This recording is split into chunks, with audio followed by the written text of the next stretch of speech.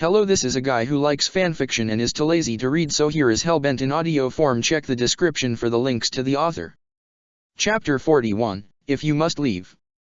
Somewhere, deep in the cavernous space of his own consciousness, Naruto lies on the ground, hands folded on his abdomen, as he stares upward at the fathomless ceiling above him. The 8 trigrams stopped hurting a while ago now. He really can't say if that's a good thing or a bad thing. Kurama rests beside him. The Kyuubi's giant head is only an arm's reach away and his massive eyes are closed, almost as if he's resting. He's not though. Naruto can feel the air of the ceiling space stir as Kurama's 9 tails flip side to side in quiet agitation, as all the while a low rumbling growl emanates steadily from his chest. Naruto sighs. Calm down, he tells his fox, it's gonna be fine. You told everyone else that too, Kurama rumbles back, don't think you can fool me as easily. Naruto fights back a flinch. The spirit is unfortunately right. For all the comfort he's offered over the past hours, days, months, about how things will go with the 8 trigrams, deep down, under a layer of optimism so dense that even Sasuke couldn't see past it, he's terrified. 'Cause if Sakura and Baa-san and Sasuke can't figure this thing out, Naruto is going to die here. He's only 13 and he's gonna die here. He sighs deeply and throws an arm over his eyes. Any idea how long it's been? He asks into the space between them a few moments later. Kurama huffs before grouching, I'm as stuck here as you are, kid. I know what you know. Naruto moves his arm and turns his head to look at the anxious spirit next to him. If I do die here, what happens to you? He inquires.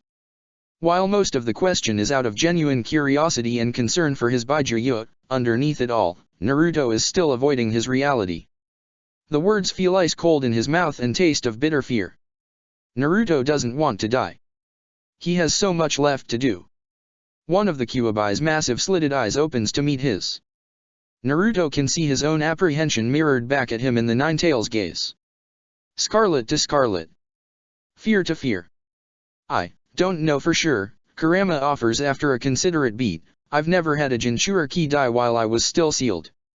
As far as my understanding goes, my chakra will be scattered and my consciousness will go into a kind of hibernation until I can regain enough strength to reform. Your parents made sure of it when they shoved me in the 8 trigrams, something of a dead man's switch. It's definitely 1 part distracting himself but 2 parts genuine worry that prompts Naruto to wonder, how long would it take for you to wake back up? Kurama shifts one massive, russet-furred shoulder in an approximation of a shrug. A few hundred years. Give or take a century. Oof, the last Uzumaki responds emphatically, then with a slightly bittersweet smile, at least it's not forever though. You'll get over it eventually. Kurama's eyes flash to him as soon as the words leave his mouth and a wave of disbelief/fear/indignance/how dare you emanates from him so suddenly that Naruto flinches. Kurama is glaring at him. You really think yourself so unimportant to me that I would simply get over your loss? Naruto blinks. I feel like yes is the wrong answer here. Kid, how many humans do you think have I loved in the millennium I've been alive? He grimaces, sitting upright to give his fox his full attention, grumbling, and that feels like a trick question, as he does. Kurama ignores him, his rumbling voice rising in agitation and his tails whirling through the air, 2. I've loved exactly 2. The first was the Sage of 6 Paths, Hagoromo. The man who defeated the corrupted goddess Kaguya and breathed life into myself and all the other Byakuya. Bearer of the first and greatest dojutsu, father of chakra and of shinobi as we know it. Naruto knows what's coming, but even so, Kurama's next sentence hits him like a blow to the ribs. The second was you. You, with all your foolish kindness and brightness and strength and love. You, who despite every single odd, have decided to love this fucked up world that the sage created and an old fucked up demon like me alongside it. Naruto stares into the eyes of the being next to him and feels an overwhelming flood of love for the first living thing to give a single damn about him. I don't know what to say. He finally manages through the choke of tears that rise to his eyes. Say you'll live through this. Say you won't leave me alone. Kurama demands, no, begs. Naruto is nodding instantly. He climbs clumsily to his feet and closes the few steps between him and the 9 tails. He buries his shaking finger into thick, soft fur and presses his face against Kurama's muzzle. "I promise," he murmurs through tears, "I promise. I'll never leave." The fox rumbles and presses back against him. Both Jinchuriki and Baijuyo know that this promise is a fool's oath. It's completely out of their hands after all. But for just a moment, that doesn't matter. Comfort supersedes reality, and here in this space there is nothing else in the world that matters more than them. More than a fox and his boy and their love for each other. Of course, it can't last. Something lurches in the ceiling space, a tremor that races through the ground under them and into the very air. Naruto knows that something is wrong, but it's in a calm, distant sort of way. He should be panicking, probably, but he's not. "I think my heart just stopped," he tells Kurama quietly, leaning into the fox for strength. "They'll fix it." Kurama sounds desperate, he sounds terrified, "the Senju princess and your Uchiha. They'll fix it." Naruto offers a calming hum and pets his fingers through thick fur, closing his eyes against the strange, disconnected feeling of somewhere far away, his body beginning to die. Or, more specifically, of the 8 trigrams killing him. Something in the ceiling space flexes again, falters, and cracks. Naruto wonders, a numb sort of dread boiling in his blood, if dying here in the ceiling space will hurt. Suddenly there is a flash of light, a swirl of golden and crimson radiance so bright that Naruto has to close his eyes against it. The light fades, and before Naruto can finish blinking black spots out of his eyes, a voice splits the silence.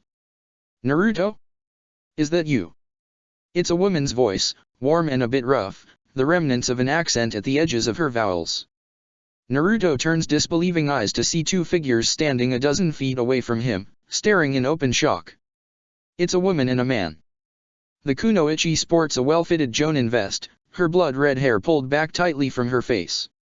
The man next to her has an identical uniform, though his is partly obscured by a long white haori with a scarlet flame detailing along the bottom.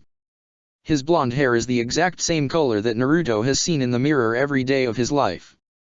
Both shinobi have Konoha headbands tied tightly around their foreheads, and both are staring at Naruto and Kurama with open shock and confusion.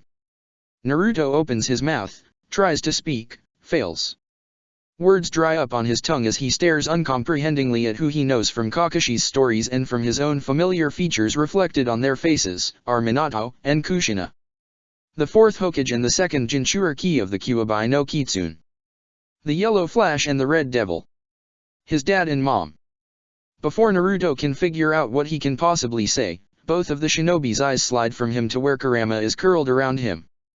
Until this moment, Naruto has seen only strangers, only ghosts wearing the face of people he never got to know or love. But as 2 pairs of ice blue and shocking silver eyes fall on Kurama, that changes. Both of his parents' faces twist with cold rage, and suddenly Naruto sees 2 shinobi with flee on sight orders in every elemental nation. He sees 2 threats. He's not alone, because the snarl that Kurama lets out from behind him shakes the ground like an earthquake. Kushina stalks forward, an aura of golden light burning into life around her fingers and arms. A fierce frown twists her lips and her eyes snap with blazing danger. "Step away from my son, you damned fox," she hisses, and before where her words had been warm and kind, they are now blade and deadly. "Easy, honey," calms Minato, but his own gaze has gone whip-fire quick and calculating as he takes in Kurama's form. "Looks like the seal we locked you in has failed, Kyuubi. It was something I was worried about happening. Cha. And we were prepared for it. That's why we're here now." Kushina snarls, hands curling into ready fists and hair beginning to drift through the air with the pure force of the chakra emanating from her. "We're gonna put you back in your place, you fucking mutt." "Try it, brat," Kurama responds, and his massive chakra unfurls, searing like the sun and 3 times as wrathful. Naruto has never once forgotten who and what the Nine Tails is, but the pure danger that radiates from Kurama now still acts as a hell of a reminder of the power that he can bring to bear. Where most shinobi would flee at the display of might, or would at least flinch, Kushina Uzumaki takes another step forward into the deluge of energy. Her lips curl into a snarl to match Kurama's own, and though she's no tailed beast, her own chakra whips forward to meet the Nine Tails. Scarlet to scarlet. Rage to rage. Behind her, Minato reaches into the weapon's pouch at his hip and draws forth a tri-blade kunao, spinning the weapon deftly and elegantly around his fingers as he settles back in a ready stance. They aren't backing down and Naruto doesn't understand how they're even here, but he knows he has to de-escalate this somehow. In the fiercest, most confident voice he can muster, Naruto demands, "Stop it. All of you." Kushina doesn't so much as glance away from Kurama, and Minato sends only the quickest confused glance his son's way.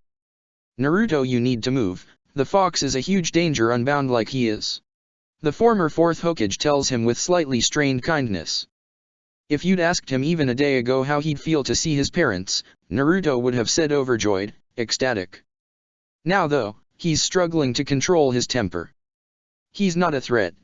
He shouts even as Kurama rises from his crouch to loom above Naruto, a massive, towering wall of undeniably very threatening demon. Nine tails whirl through the air, creating gusting wind that whips all their hair around their faces, and foxfire flickers between white teeth as long and sharp as Tonto swords. "Son, he's messing with your mind. You need to get out of the way.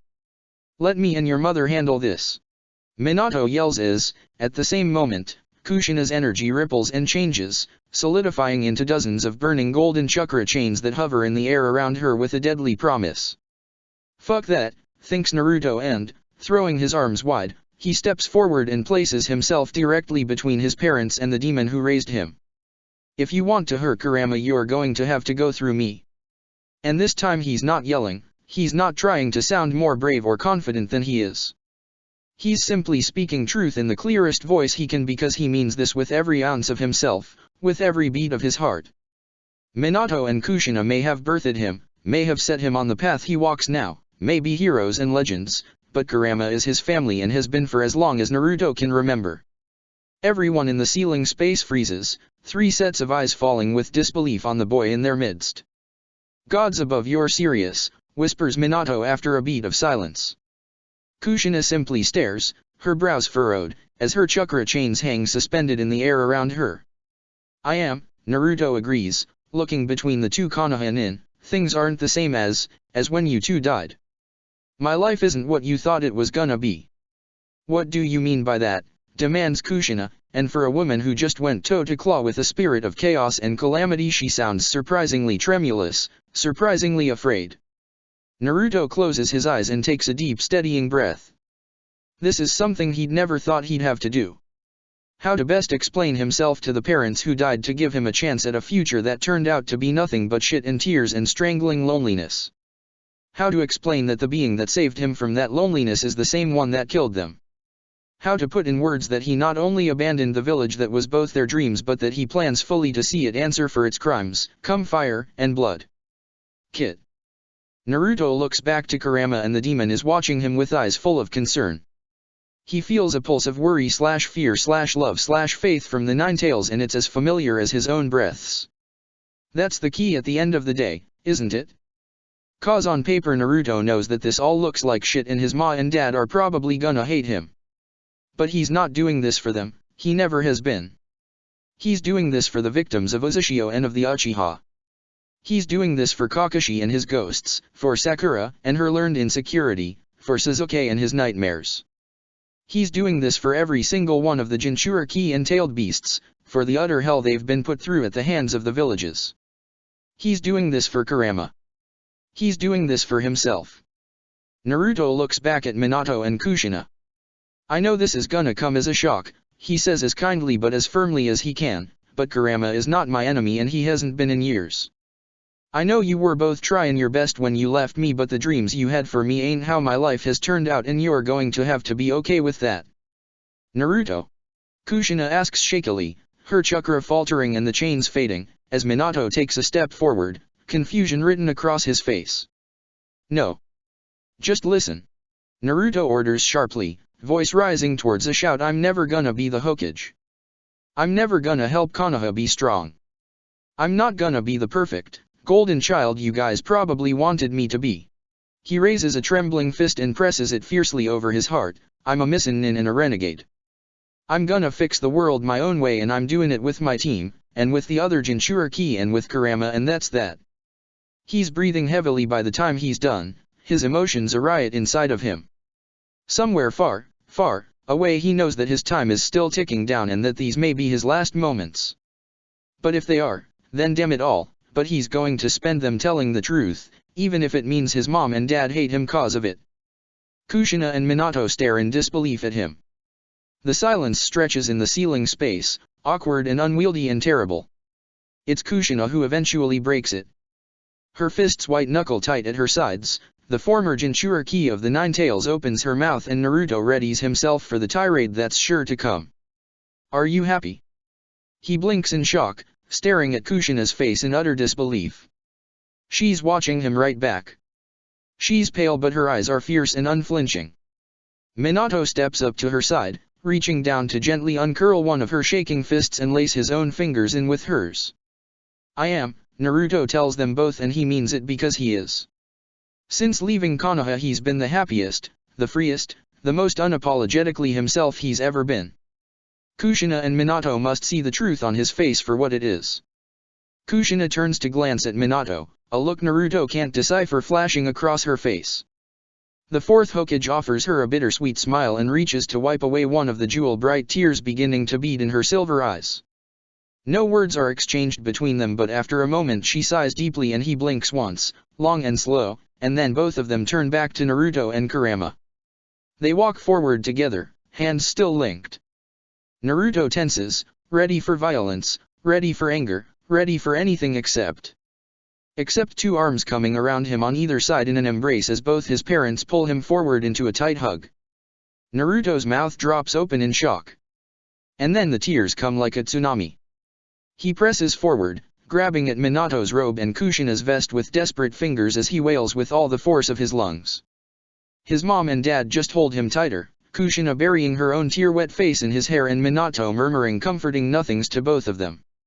Above all three of them Kurama watches silently. I thought you were going to hate me. Naruto finally manages between sobs and Kushina offers an immediate choked laugh in response. You dummy. You're my son.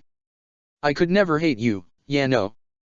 All we ever wanted was for you to be happy, Minato agrees gently. Pulling back slightly to offer Naruto a bright smile, Kushina, still actively crying, raises her free hand to ruffle blonde hair. I was so sure you'd get my looks, guess you got lucky, huh sweetheart. Naruto shakes his head fiercely, rubbing snot away with the back of a sleeve and not caring at all how ugly it probably looks. I think your hair is beautiful mama. It reminds me of Uzugio's sunset.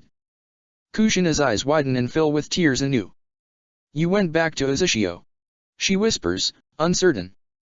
Minato releases her hand to wrap a supportive arm around her strong shoulders, squeezing tightly. We did. Me and Sasuke and Sakura and Kakashi-sensei have made it our new home. Now it's Minato's turn to sound shocked and something just a bit too guilty to be hopeful. Kakashi is your teacher? Yeah, he came with us without Argon when me and my teammates decided to leave Konoha. Naruto affirms gently. Suddenly it's Minato who is leaning against Kushina for support, not the other way around. The redhead sends him a tender and supportive look. Is he okay? Minato asks somewhat hesitantly. Naruto nods, honestly? I think he's better now than he's ever been. Minato closes his eyes tightly, that's good. He deserves to finally find peace. It's not something I was ever able to give him. A tremor goes through the ceiling space again, deeper this time, more absolute. Naruto, calls Kurama and all the anger is gone from his words. Instead he looks down at the trio of humans clustered under his massive frame and while there is no fondness in his gaze for Minato and Kushina, he seems reserved. I believe it's almost time to go. Naruto looks between his parents and as suddenly as if the ground had opened up underneath him, he's terrified again. All the fears and vulnerabilities that he normally spends every waking moment burying as far down as he can come roaring to the surface at once. He doesn't feel strong. He doesn't feel brave. He doesn't feel like he can do this on his own. I don't want to leave you, he whispers like an ugly secret. Oh Naruto, you'll never be without us, Minato tells him, pressing a lean hand against the center of his chest. But the 8 trigrams is going to be gone and dash. And we'll still be with you every step anyway, Kushina interrupts, and besides, if I know anything about anything, I know Baina Jinchuriki. So even if you can't always feel us there guarding your back, this old fox sure as hell will be. Watch who you're calling old, tomato, Kurama rumbles, the faintest note of warmth shining through his more obvious annoyance. Watch who you're calling tomato then, puppy, Kushina smirks up at the Vulpin spirit. The fox gives a harsh snort that doesn't quite manage to bury the laugh hiding underneath. You can do this, Naruto. Minato's piercing blue eyes are so determined and so steady that Naruto suddenly believes him utterly even as the seal gives another lurch, a distant roar beginning to echo through the space. Both Kushina and Minato press closer, hold on tighter, as the ceiling space begins to ominously shake. Somewhere far, far above them, wherever the nebulous end to this place lays, shining golden cracks begin to spiral across the ceiling. I'm glad I got to meet you both, Naruto says in a rush. He suddenly has too many things he wants to say, questions he wants to ask, stories he wants to tell. But the tears are clogging his throat again and the world is shaking to pieces around them and he is running out of time. I'm going to fix things in the shinobi world. I'm going to make you both proud. As he makes his promise, somewhere, not so far away, the last threads of the 8 trigrams disintegrate and vanish. A sound like thunder and like the roar of a wildfire and the howl of a typhoon fills the ceiling space. Above them the sky shatters like glass and shards of pure chakra begin to fall towards them all, bright as stars. Kurama crouches low overhead, a growl emanating deep from his chest and adding to the growing noise of the space. His ears are pinned to his head as he stares upward at the nearing debris. Kushina and Minato look to Naruto one last time as the last pieces of the seal they dyed to create streaks towards them. Kushina reaches forward and rests a warm hand on Naruto's face. She rubs a calloused thumb over whisker marks with a bright, teary smile, and so much love in her eyes that Naruto feels like his heart is going to break open from it.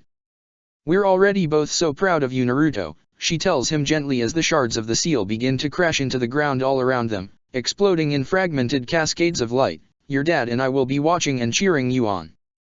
And someday, when you've done everything you want to do, we'll both be waiting for you on the other side.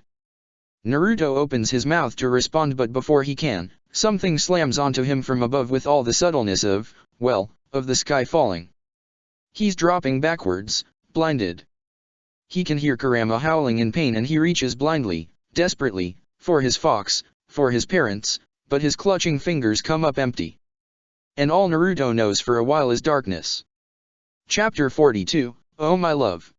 Elsewhere, Sakura is beating back a wave of pure terror with all the determination in her body. She'd known that removing the 8 trigrams seal was going to be the hardest thing she'd ever done. Harder than receiving the notice of disownment from her parents, harder than leaving Konoha, harder than defeating Reidu, even harder than overcoming the crucible seal. But she hadn't quite conceptualized what that difficulty would feel like. Shukaku and Gaara's chakra is very different from Kurama and Naruto's. When she'd channeled the 9 tails, the energy that poured through her veins was all heat and rage. All Kallidity and Surfeit pride. It was the taste of wind before a storm, the burn of a wildfire's embers, the purity of 1,000 years of apoplectic focus. Shukaku, on the other hand, feels not colder than Kurama, but thinner.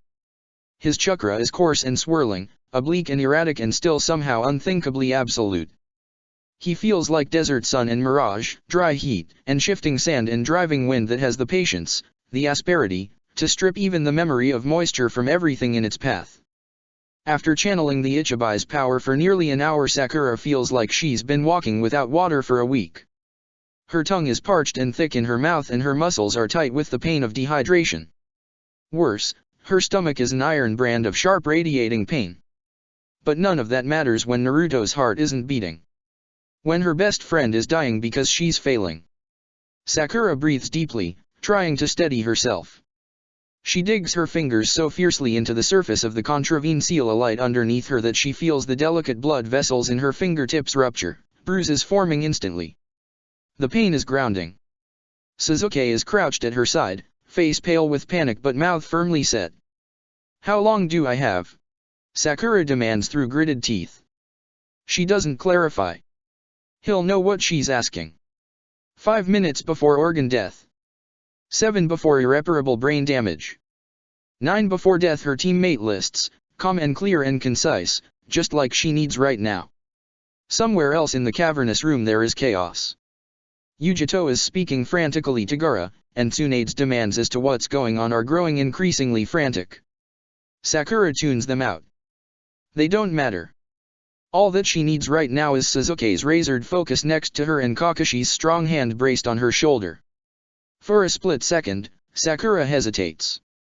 She wants to reach for the Master Seal, wants to ask for help from those older and wiser than her. But there is simply no time. She has to figure this out on her own, right now. Every second wasted on indecisiveness is one that Naruto's precious heart is silent, is dying.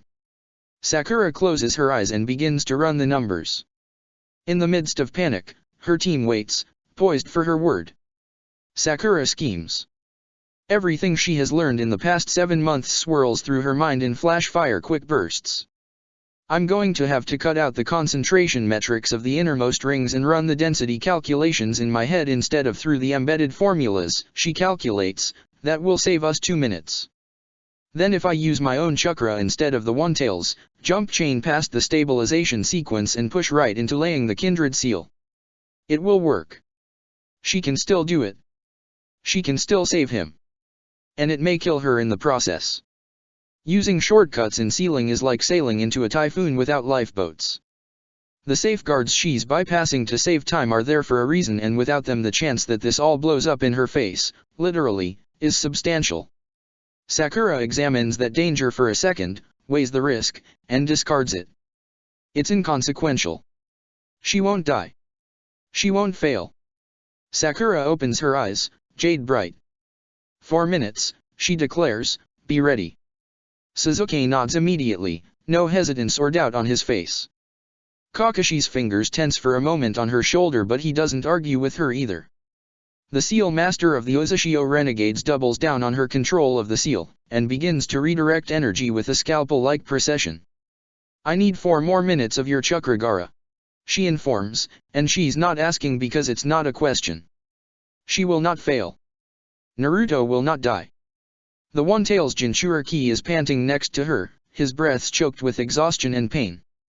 Sakura won't look away from her seal, from her best friend, but she can still feel Yujito at Gaara's back, likely supporting him. Gaara's hand tightens around hers where they are still linked, and in a voice that's more groan than words, more growl than human speech, he promises, you have it, Sakura. Sakura doesn't try to fight the grin off her face, doesn't try for propriety or politeness. She's terrified. She might die. She's attempting to do the impossible. This is what she was always meant for. After all, if one creates a Jinchuriki seal through willpower, then removing one the same way should be easy. So Sakura Harano, 14 years old, orphan by disownment, rogue ninja by affiliation, seal master by stubborn brilliance, sister and teammate and comrade by unflinching love, reaches for the chakra of the Baijuyo next to her and demands. Gaara's hand clenches so tightly around hers that she feels her bones creak and groan under the pressure. He might scream. Yujito might yell. Sakura cannot hear them over the roar of blood and chakra and destiny in her ears. She directs the energy into Naruto's still body, balancing chakra density and flux to the nth degree, calculating the transferal of power and heat and spirit and soul, and cajoling, commanding, insisting that the universe bend to her will. She will not fail. She will not fail. She will not fail.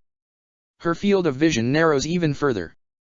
The rush of movements around her falling into the background of her mind's attention like leaves whirled away in the wind. All she feels, all she knows, is the rush of scalding chakra through her veins and the warm, grounding, constant weight of Kakashi's hand on her shoulder.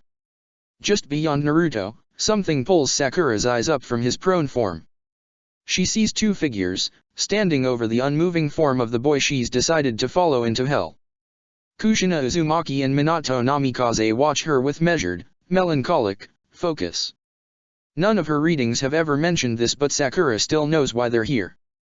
After all, sealing is not just ink and paper, it's soul, and blood and faith, and the 8 trigrams was absolutely drenched in the blood of the 2 ghosts who now stand guard over her brother, over their son.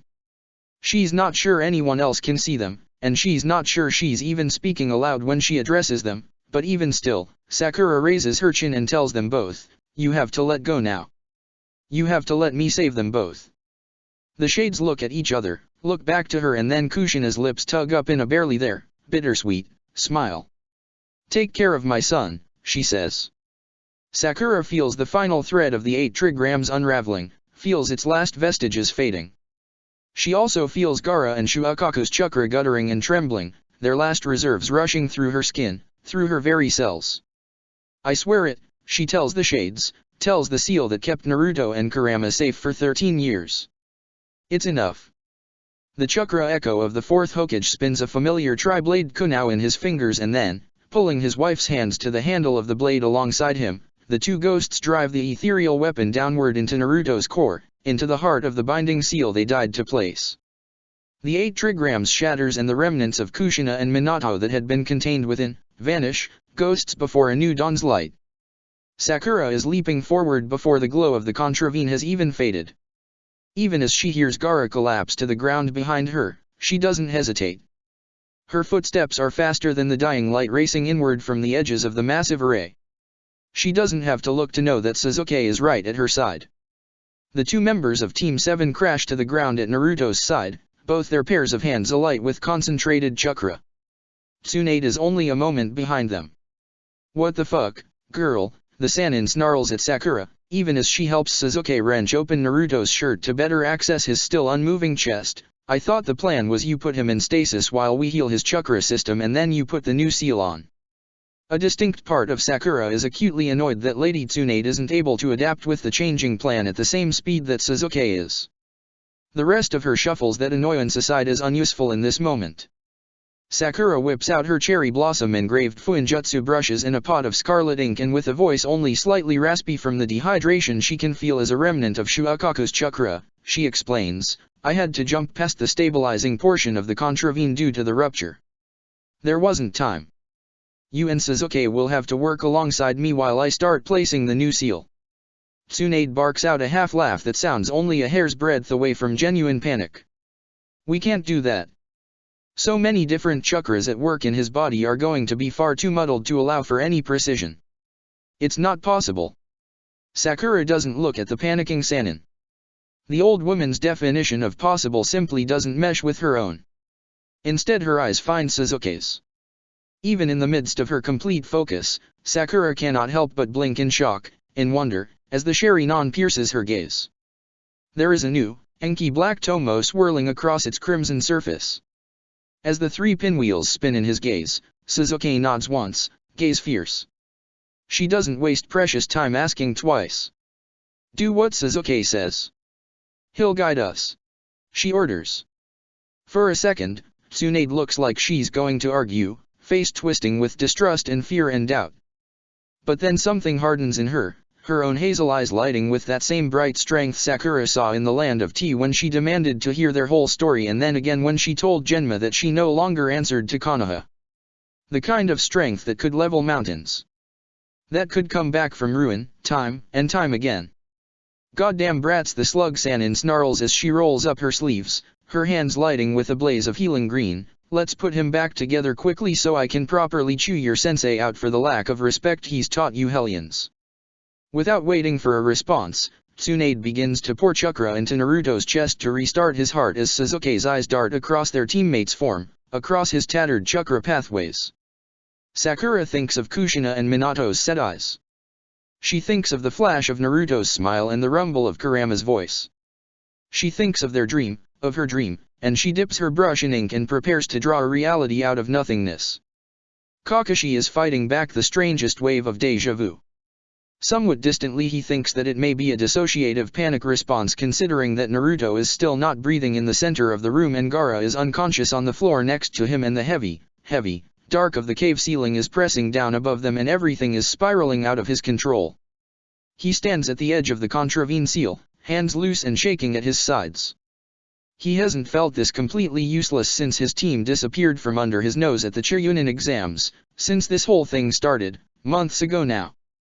His terror is simultaneously cutting like broken glass, and also muted, like a scream from under a ton of rubble. His student, his kid, is dying on the cold stone floor less than a dozen paces in front of him and he can't do anything about it. None of his thousands of copied jutsu, none of his years of killing and dying and barely surviving have given him anything that helps in this moment. In this moment he's been in before, watching his loved ones die in front of him, and so useless, to do anything to stop it. Father, Obito, Rin, comrade after comrade, Kushina, Minato, their memories crowd his mind, towering shades of disappointment and anger. Why didn't you do more, Kakashi? Why didn't you save us, they whisper. And so the man called Wolf stands and stares and feels like maybe, despite all his best efforts, at the end of the day he still gets everyone he loves killed. Maybe leaving Konoha wasn't enough. Maybe it's not the village that's cursed and broken and wrong. Maybe that's just him. The ringing scream, the cutting panic, grows in his mind. Louder and louder, and all Kakashi can do is stand and stare at Naruto's unmoving chest. Somewhere, far far away, he processes Yugito's voice, shouting his name once, then again louder, angrier, more afraid. God's shitting dammit, the two-tails Jinchuriki snarls, then, Han. Get Kakashi. He's breaking. Some part of Kakashi almost laughs at that. Something can only break so many times after all. You can only shatter a mirror until it's dust that simply blows away in the wind. A massive warm hand presses into the center of his back and Kakashi starts violently, turning in muted surprise to see Han towering over him. Breath, the giant tells him, then again, breathe Wolf. We need you here and now. Kakashi, still untethered, still spiraling, stares in bewilderment at this man he only met hours ago, trying to comfort him. He looks toward Yugito, lost. The Uzashio Wildcat's hands are shaking as she pulls Gaara's limp form to lean fully against her. When she meets his gaze, her eyes are not gentle, they are not kind, but they are understanding. Pull it together, right the fuck now, Wolf. Yugito half shouts half snarls at him. Get out of your head and finish the mission. Keep our people safe. Oh, he thinks, she's right. His job isn't done. And so, falling back on years of practice, Kakashi takes all his panic, all his terror, all his aching loss and pain, and he shoves it down, locks it away until all that's left of the man is the weapon. He goes to step forward, to be the tool that fits this disaster, but Han catches his arm. Later, the giant tells him, firm but compassionate, feel the fear later. Save him now. And then he lets go, moving away from Kakashi to help Yugito as Shizune rushes to her side to check over Gaara. The ghosts of his past still linger cruelly in his mind, but Kakashi swears, for just a moment, he hears Kushina and Minato's voices again, echoing louder, brighter, closer. Save him now. And so Kakashi moves forward. He strides into the center of the circle and crouches smoothly beside Sakura. Tsunade has just dropped her hands over Naruto's chest, their bright green glow seeping into the surface of his skin instantly. Meanwhile, Sakura is twirling one of her brushes through red ink, preparing to begin laying the newest rendition of the Jinchuriki seals. Watching both of them, focused, calm, is Sasuke. Mika perches on his shoulders as always, her own bright eyes studying the goings-ons and her tails curled firmly around Sasuke's upper arm. How can I help? Kakashi asks, and he knows that even if the answer will be you can't, that the asking still matters. Instead of dismissing him, in the same breath Sakura says just be here as Sasuke asks stay. They glance at each other and then, as one say, please. Kakashi's heart lurches, swells. He may not be able to do anything tangible to improve Naruto's chances, but if staying will help, if being by his kid's side will make a difference, then neither cage nor god nor monster could drag him from this spot. I've got a pulse. Tsunade exclaims suddenly. The room freezes, all of its current occupants turning to collectively watch the faint, weak, unsteady, precious, rise and fall of Naruto's chest. There is a beat of stillness as the Uzashio renegades, 3 Jinchuriki, 4 missing nin and 1 not cat, do nothing more than stare in wonder at the unconscious, breathing, boy lying at their center. And then they explode into movement. Take Gaara upstairs, Yugito orders Han, passing the unconscious teen into his waiting arms as gently as if the One-Tail's Jinchuriki were made of spun glass, and not someone who's able to summon sandstorms at will. The former IWA nin nods firmly and turns to jog from the room. Meanwhile Sasuke's hands light with a flash of green to match Tsunade's. What do you need us to heal first to begin placing the new seal, Sakura? He asks. Sakura thinks for a moment. Her eyes flash across Naruto's chest, tracing lines, and whirls, matrices and overlays that don't exist beyond her mind yet. Stabilize his heart chakra first. I'll need that coil and the gate there to lay the kindred seal's foundation. Sasuke starts to work without question, pressing his hands under Naruto's left clavicle and beginning to murmur quiet instructions to Tsunade, who follows his lead. Kakashi worries for a second that he'll be a distraction, but... "Is that what you named it?" he asks Sakura quietly. Her gaze snaps to him for a second, and she tilts a small but sharp smile. "Seals like this one don't need a sealer to name them. They're far too alive for that," she tells him, and Kakashi has absolutely no idea what that means. "Walk me through it," he says. Her grins grows. "Well, sensei, to put it simply, this seal is 1 part showing off, and 2 parts blind faith." "Sakura," he grits out. Any other time he'd let her have her joyful abstractions, but now, with fear still rattling behind his breastbone more strongly that Naruto's heart beats behind his. His pink-haired student closes her eyes, concentrates as she shapes the words in a way that he'll follow. "I'm going to do the same thing that Kushina and Minato tried to do, the same thing that they failed to do. But I'm going to do it right." Kakashi racks his brain for the specifics of their past conversations on Fuinjutsu. His mind conjures the memory of a fall afternoon on the Haytake lands, of the first conversation Team 7 had with a demon they thought would gladly tear out their throats. "The bond lacings," he asks in confusion, "but that didn't work. Both you and Kurama have said that basing a Jinchuriki key seal on something its bearer may come to no longer value is too unstable. That's why the 8 trigrams failed in the first place. Because Naruto stopped loving Konoha." The medics across from them are barely listening, both focusing intently on the incredibly complex act of beginning to reknit the torn pathways of Naruto's heart chakra. Kakashi knows as little about medical jutsu as he knows about Fuinjutsu, but he understands enough to have a grasp on how incredibly difficult it is to even begin to repair chakra vessels, let alone at the scale Sasuke and Tsunade have to do now. "Here, Tsunade." Sasuke points, reaching to grab Tsunade's hands and placing them over whatever damage he's spotted that he can't repair himself. The Sunin's brow wrinkles with concentration as she looks for what Sasuke's obviously found. "Here?" she asks. "No," the Uchiha corrects clearly, 2 millimeters deeper, and 3 degrees of rotation inward. Tsunade shifts her hands nearly imperceptibly and the glow around them sharpens, darkens from jade to emerald. Sakura doesn't so much as glance at the change. Instead she begins carefully sketching in the air above Naruto's collarbone, barely keeping out of the way of Tsunade's own concentrated efforts. Yes, the bond lacings that were used in the 8 trigrams before failed, but that wasn't because the Fuinjutsu theory that Kushina and Minato were operating under was bad. The pinkette tips her head with a rueful smile. If anything, they were right. The Eriku are the best way to stabilize a seal that is as high output as a Jinchuriki seal.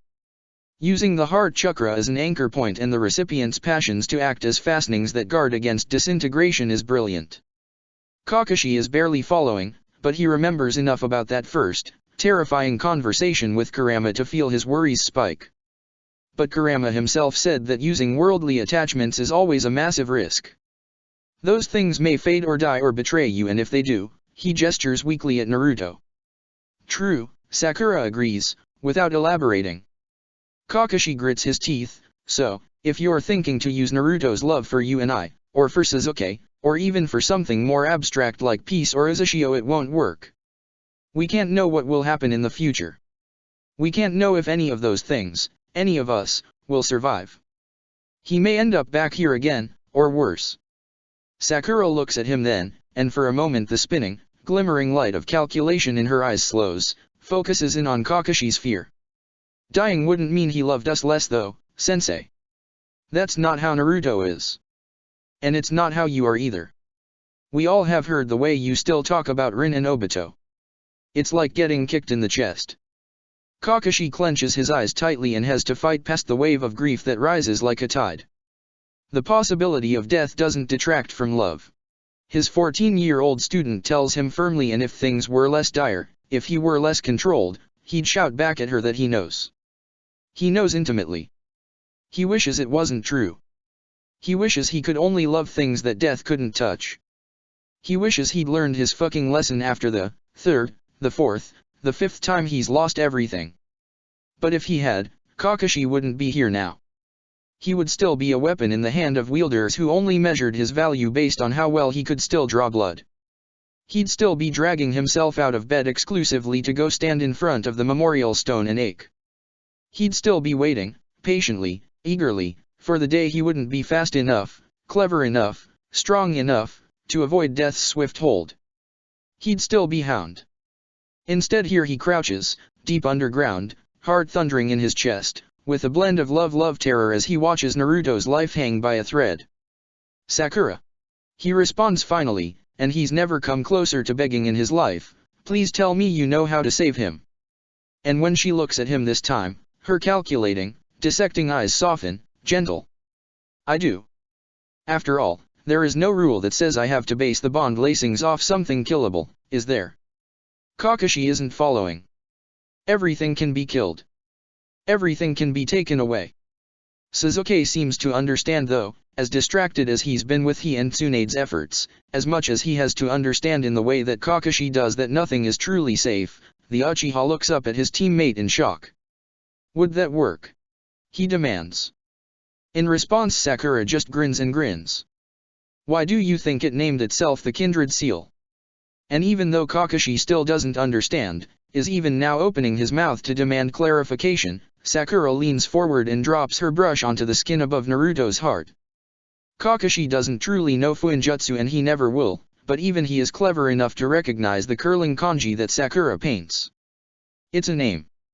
Oh, Kakashi breathes and the irony only adds to his wonder, his delight, his hope. Because the bearer of that name may be a bastard, may be, by all technical definitions, a demon and a natural disaster wrapped in disdain and bitterness and rage, but at the end of the day, Kurama is probably as close to unkillable as one gets. And Naruto loves him. Loved him first, and loves him fiercely still. Loves him enough to stand before Kakashi so many months ago demanding compassion for a monster, loves him enough to create a home for all his wayward siblings, loves him enough to forgive all the hurt and pain and death that the tailed beast has caused. Hopefully loves him enough to live through this. All right, Sakura orders the medics, breaking Kakashi from his contemplation, focusing on repairing his heart first and then move to his root chakra network. I need it stable soon so I can work it into the energetic substratum. With hope as a waypoint by which to focus past his terror, Kakashi can now hear the rasp in his eldest student's voice, can see the sweat beading at her hairline. He won't ask her if she's okay, even if he wants to. Instead, Kakashi settles at Sakura's side, pressing his strong shoulder against hers so that if she needs it, when she needs it, she has something to lean against. Something that will never falter. Because Kakashi can't heal Naruto, and he can't craft the seal that will save him. But until the day when he isn't fast enough, isn't clever enough, isn't strong enough, until the day that the Shinigami come to collect their due, he will not leave his precious people's sides. Sasuke should be more afraid. He knows what it means, after all, that his Sharingan has awakened its next stage. Knows that the curse of the Uchiha is one wherein it takes truly dire straits to cause his birthright to evolve and grow. The new, keen edge to every particle of light that enters his retinas, the precise spill of golden chakra that paints his optic nerve, the crystal clear pulse of the faint heartbeat that echoes under sun-kissed skin, should all tell a story of how near tragedy this moment is. In other words, Sasuke should be panicking because the Sharingan is telling him that Naruto is perilously close to slipping out of his hands forever. But instead of the crushing, freezing, bare feet on the blood-soaked cobblestones of the Uchiha compound, fear of loss, all Sasuke can feel, all he can see, is the boy laying before him. Naruto looks terrifically unwell. His face is pale and sallow. His blonde hair sticks against his strong brow with feverish sweat and his eyes dart unsteadily behind tanned lids. The beat of his heart is still worryingly unsteady, its tempo a drunken stumble of barely coordinating chambers, valves, and vessels. And even with all that, even with the medical knowledge he's memorized that tells him exactly how bad this is, even with the new stage of his Sharingan that perfectly categorizes every symptom of the severe coil burn and chakra corruption that is tearing through Naruto's body, even still all Sasuke can think is how precious the sound of the gentle breath from the Jinchuriki's lips is. He's still alive, he's still alive, he's still alive, cries Sasuke's heart, throwing itself at the bars of his ribcage in a desperate bid to be closer to the boy laid before him. He's still alive and we're going to keep him that way, Sasuke's mind swears. The determination that flows in the wake of this knowledge is not uncommon. Sasuke has known determination intimately. Before all of this, before the Nikomata, before dissenting from Konoha, before Team 7, determination was the single thing that kept Sasuke's broken heart beating. It flowed through his veins, thick and potent and toxic, and when the curse mark came, it festered. But the determination that beats in him now is the difference between night and day, between watching a funeral and watching a sunrise.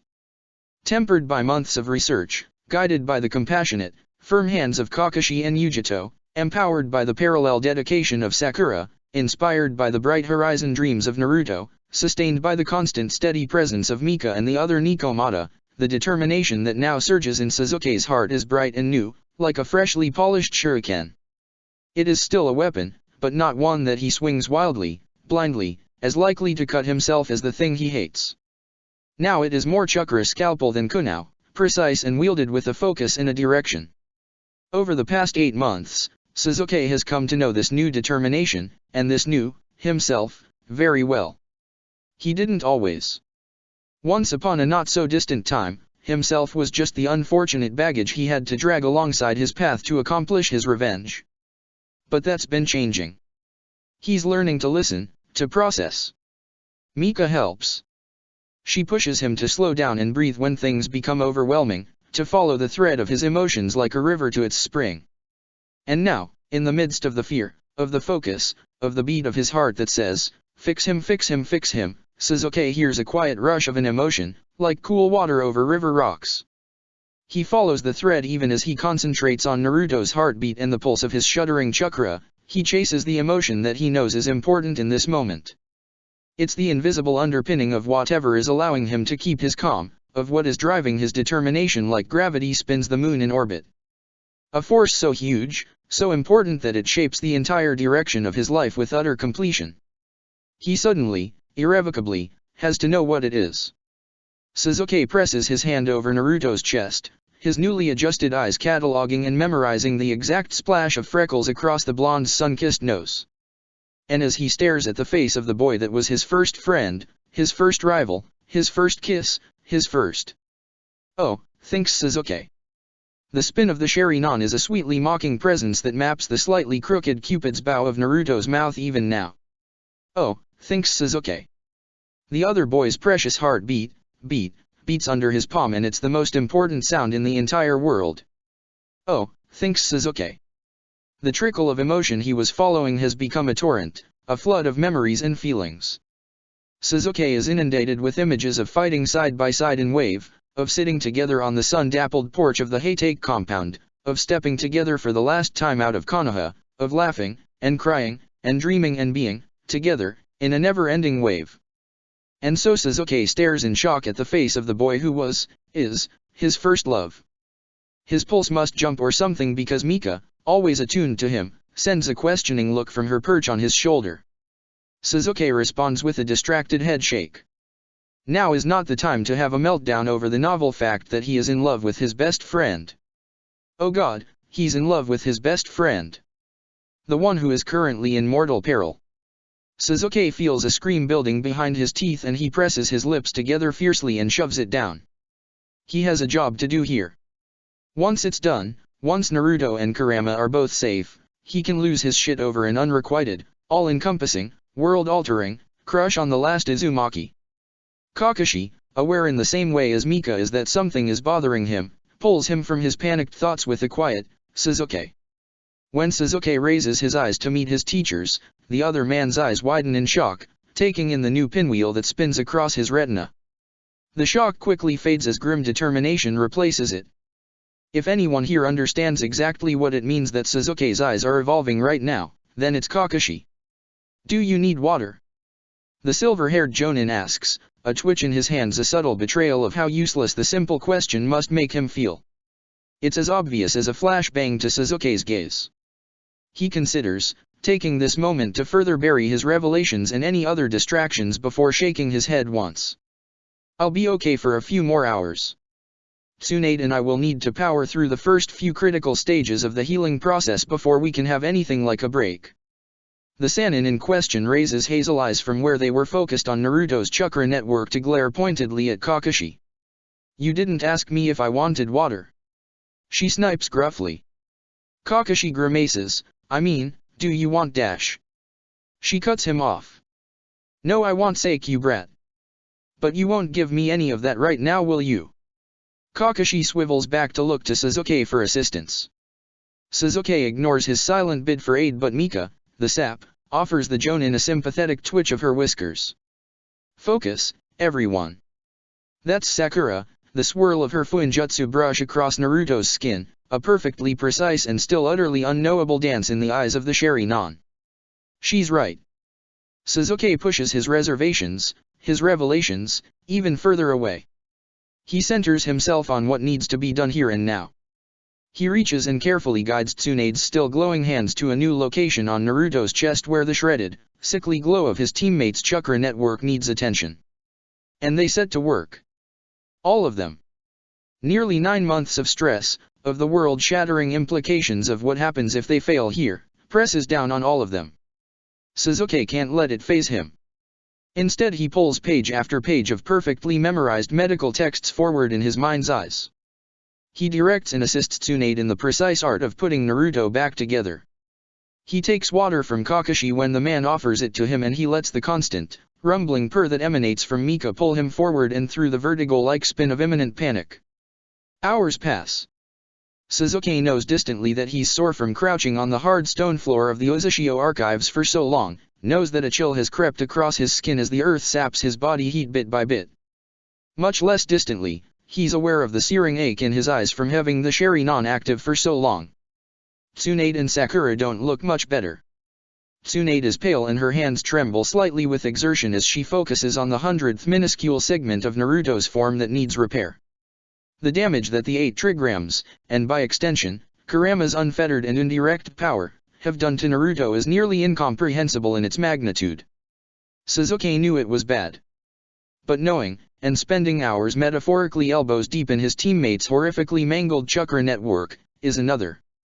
Sasuke doesn't understand how Naruto and Kurama were functioning with the amount of pain they must have been in. He doesn't understand how they were even moving, let alone traversing the elemental nations multiple times, rebuilding their destroyed ancestral home, honing their abilities and bringing all the wayward-tailed beasts to roost. All to say, the work that Sasuke and Tsunade have been doing is both acutely intricate, and exceedingly expansive. And while Sasuke has been handling the finer details thanks to his dojutsu and perfect, ardent familiarity with Naruto, the slug Sannin has been doing the medical heavy lifting. Her exhaustion doesn't even touch on Sakura's though.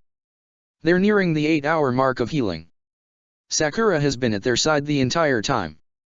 Sasuke's pink-haired teammate, already tired when this began, already worn down and still injured from her battle with Raida less than a fortnight ago, seems to be clinging to consciousness with spider silk threads of pure stubbornness.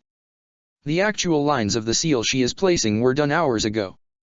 The intricate swirl of pristine red lines over Naruto's chest and abdomen are beautiful and decisive. Kurama's name is centered right above the youngest Jinchuriki's heart. However, even with the kindred seal placed, she refuses to rest, sitting sentry until the moment they are able to activate the seal. For the third time in so many hours, Shizune, a constant worried and determined presence over Tsunade's shoulder, implores, Sakura-kun, are you absolutely sure you won't lie down for a few minutes? Sakura doesn't dignify the question with a response. And she's completely right to. She'd been perfectly clear the last 2 times the other medic had asked in Sasuke's opinion. His teammate simply leans harder against Kakushi's shoulder as she focuses intently on the emerald glow of healing chakra as it washes over the crimson lines of her kindred seal. How long, she asks after a few beats, words slurring at the edges with exhaustion. Sasuke glances up at Kakashi pointedly, but his gesture is unneeded. Their sensei is already passing Sakura a water bottle as he carefully shifts to support her better. His worries somewhat assuaged, Sasuke tells her clearly, an hour.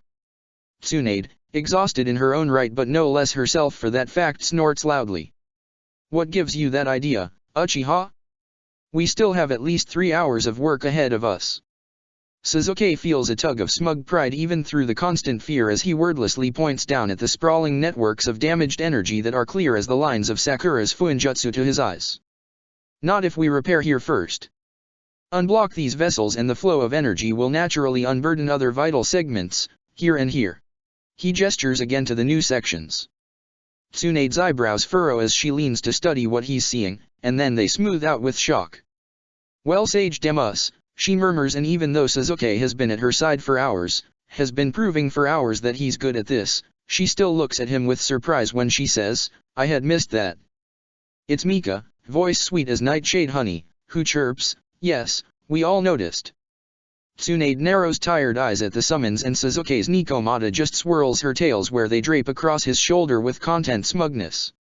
"An hour and then we wake the kindred seal," Sakura summarizes, and she sounds so tired. All Suzuki wants in the entire world in this moment, more than justice for the Uchiha, more than to find Itachi, is to finish healing Naruto so the three of them and Kakashi can safely curl up in the den together, just like those first nights here in Uzushio, and rest. "Hime," murmurs Shizune, standing behind Tsunade again, will you be able to?" Tsunade huffs loudly and sits back on her heels. The petite woman rolls her shoulders and pops her neck loudly. "If the Uchiha brat says this is possible in an hour, then what kind of genius medic would I be to not deliver?" The Senju princess pauses and glances to the side at her concerned apprentice. "Spot me?" she asks, and Shizune's apprehension fades instantly into white-knuckled determination. "Always," she agrees and crouches next to Tsunade. As they work silently, the other Jinchuriki pass through the edges of Suzuki's awareness like shadows slipping through the edges of torchlight. "There, Yujito, silent-footed and iron-eyed. There, Gaara, burned out and barely on his feet and still here waiting with bated breath. There, Yotakata wan and worried. There, Han, as unassuming as a mountain and as steady as one too." Suzuki knows they've been taking turns keeping an eye on the mist refugees in the caverns above. After Shizune brought Gaara back to consciousness, the four of them have been rotating between the ceiling cavern and the upper levels of the archives. He also knows, somehow, that they would all rather stay here, in this cold cave deep underground with the heavy weight of fear that permeates the air. They would rather be here than literally anywhere, at least until Naruto opens his laughing scarlet eyes again. Or maybe he's just projecting. As the hour draws to a close, the need for security loses to the collective's need to be nearby in the final moments of whatever this is, as all the members of the Uzushio Renegades find themselves waiting anxiously deep in the archives. The glow of healing chakra slowly fades from Tsunade's hands, and after a moment of stillness, the Sannin looks to Suzuki with a question in her eyes. Suzuki is too focused to even cherish the flash of pride he feels at that. Instead, he rakes his burning, bleary eyes over Naruto's form. His teammate still lays unmoving on the floor, but now his stillness is more like rest than like death. The pallor of his skin has shifted from the shock gray of hours ago and has instead regained most of its golden warmth. His chest rises and falls with ease, Kurama's name and the dance of the yet unawakened kindred seal rising and falling with it. Suzuki focuses past the pain in the Sharingan to sweep his eyes from the solace of Naruto's feet to the tips of his bright blonde hair. He can find no fault in the lines of energy that race under tanned skin, nor in the thrum of radiant chakra within. He almost doesn't believe it. Compared to the shredded, ruptured, scorched network of energy that had pulsed weakly through his most cherished person only hours ago, the difference is like a miracle. He looks back up to meet Tsunade's gaze and gives a single nod. They did it. There is an audible sigh of relief in the space as 4 Jinchuriki, 5 humans, and 1 yokai feel weight fall off their shoulders. But it's not over yet. Because now it was Sakura's turn to run the final stretch and bring their Jinchuriki and Fox home. The pinkette starts to rise from where she's been leaning against Kakashi's side. She doesn't make it all the way up, instead tilting towards the ground as her knees give under the weight of pure exhaustion. Suzuki jerks towards her, arms rising ready to catch her, to keep her from colliding with the cold stone underneath them. But Kakashi is already there. Just like he always is when they fall. Their sensei winds one strong, scarred, arm around Sakura's side to steady her. "Sorry," she says, voice thick with weariness, "I'm sorry. It's okay. I can stand by myself." "Yes," Kakashi agrees, his arm tightening around her back, "you can." And he guides her forward as the unspoken words, "But you don't have to," ring in Suzuki's ears as clearly as if they were said aloud. He knows Sakura hears them too from the softening grit of her teeth, the gentling of her clenched fingers. Because that's what Naruto taught them. Since the bell test, since the mission to wave, and on every step of their journey since. None of them are in this alone. Sakura settles to the stone again, now directly behind Naruto's head. She places one ink-stained hand tenderly on his forehead and the other directly above his heart, above Kurama's name. Sasuke finds himself moving to her side nearly without thought, Kakashi at both of their backs. If Naruto were awake right now he'd say something funny and inspiring to cut the tension, she says quietly. And if Kurama were awake he'd say you were stalling, Sasuke returns without venom. Can you blame me, she whispers. He presses his shoulder firmly against hers and tries to think of what to say. He's never been good at comfort. Never had Naruto's gift for saying exactly the right thing at exactly the right moment.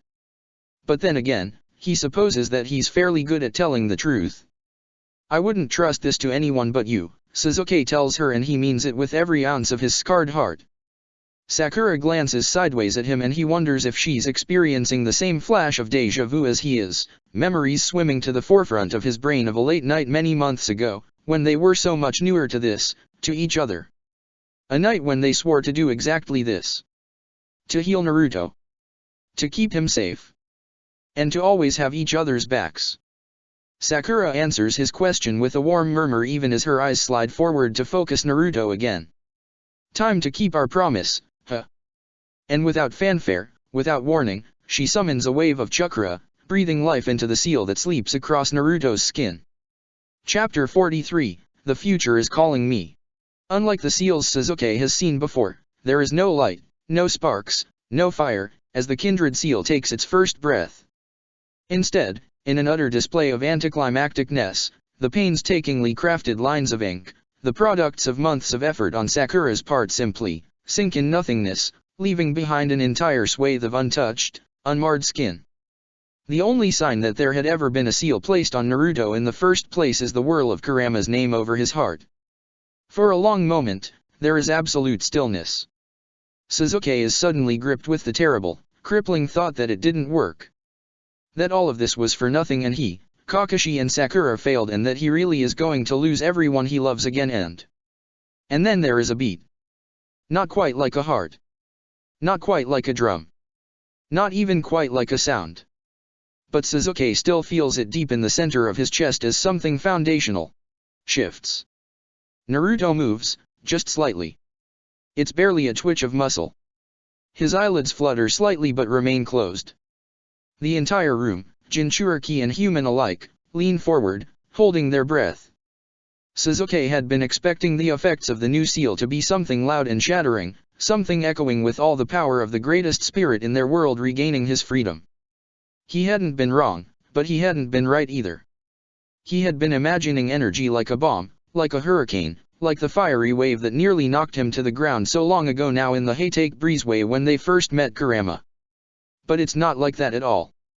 Because as Naruto takes a deep, slow breath, it's like a piece of reality itself is breaking out of chains, out of frozen ice, out of a grave, and moving for the first time in more than 100 years. The very fabric of Uzushio, of the world, flexes and groans around them all. The cave trembles, faintly, rock dust falling in little puffs. Fire whirls to life in the air in pebble-sized swirls, not in destructive heat but in a joyful dance. Suddenly Naruto's back arches hard against the floor, shoulders rolling back and every muscle tensing as if he's about being drawn by a skilled hand, and then he relaxes again. He settles back against stone that has grown shockingly warm under Sasuke's knees and the world settles with him. And then his eyes open, and it's Kurama who tilts his head to look up at Team 7. Kakashi has one hand tight on Sasuke's shoulder and another on Sakura's as they all watch in amazement, in fear, in the helpless supplication of mortals in the presence of something. Sasuke doesn't quite know what, but he doesn't think yokai or even spirit quite covers the depth of being that Kurama emanates now. "Oh little mouse," the Kyuubi murmurs and his voice is quiet but even still it rings, deep like thunder, deep like the center of the world, deep like truth. "I knew from the beginning that you were a clever one but I never even hoped for this." The Nine-Tails sits up, stretching languidly. The fabric of reality stretches subtly with him. He rolls Naruto's shoulders, tilts his head back and forth, clenches and unclenches his hands. It's almost like he's performing a system check to confirm that everything is working as it should be. Seemingly pleased that his Jinchuriki is fine, Kurama takes another steadying breath, then he steps out of Naruto's body. Amber light pools, shaping itself into that of a fox, no bigger than Mika, with smiling fangs and bright ruby eyes. The Kyuubi's 9 tails twist with happiness, trails of light dancing from their tips to twist through the air before each individual trail disappears back into the stirring Naruto's chest. The bond lacings. Sakura whispers, eyes wide and triumphant. Gods above, Tsunade whispers. Gods right here actually, says Madatabi, and Sasuke would call the Nibi's voice smug, but there are glittering, joyful tears in her golden eyes, as she watches Kurama.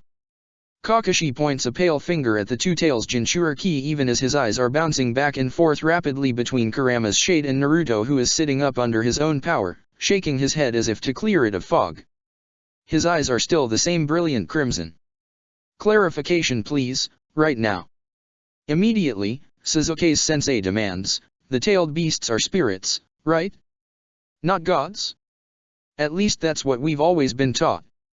Kurama lets out a yipping laugh, and while his voice is still all growl and roughness, claws over stone, there is something in it that Sasuke has never heard before, a lightness, an ease. Where do you draw the line, wolf? The fox inquires. The sage of 6 paths created us, tied us into the very heart of the world and gave us dominion over chakra and nature, yokai, and humans. The Kyuubi prances on fiery feet, leaps, dances, unable to hold still even for a moment as he grins a lupin grin at all of them. The 9 of us are the guardians of the world he created, the dream he dreamed. We are destroyers and creators, beloved, revered, feared, and though we have been bound for more than 100 years, soon, we will be chained no longer. The humans in the room have nothing to say to this, but there is a rising hum, a song of energy and emotion from each of the Jinchuriki present. It's a bright and kaleidoscopic mix of envy and pride and hope and longing and love and love and love. The firstborn, murmurs Seiken. The first unbound, finishes Yotakata, pale cheeks damp with tears. Not for long, Kurama decrees. He's not alone in the statement, as Naruto, gaze clear, smile bright, awake again finally, promises the same thing at the exact same time. Sasuke whips around to stare at Naruto.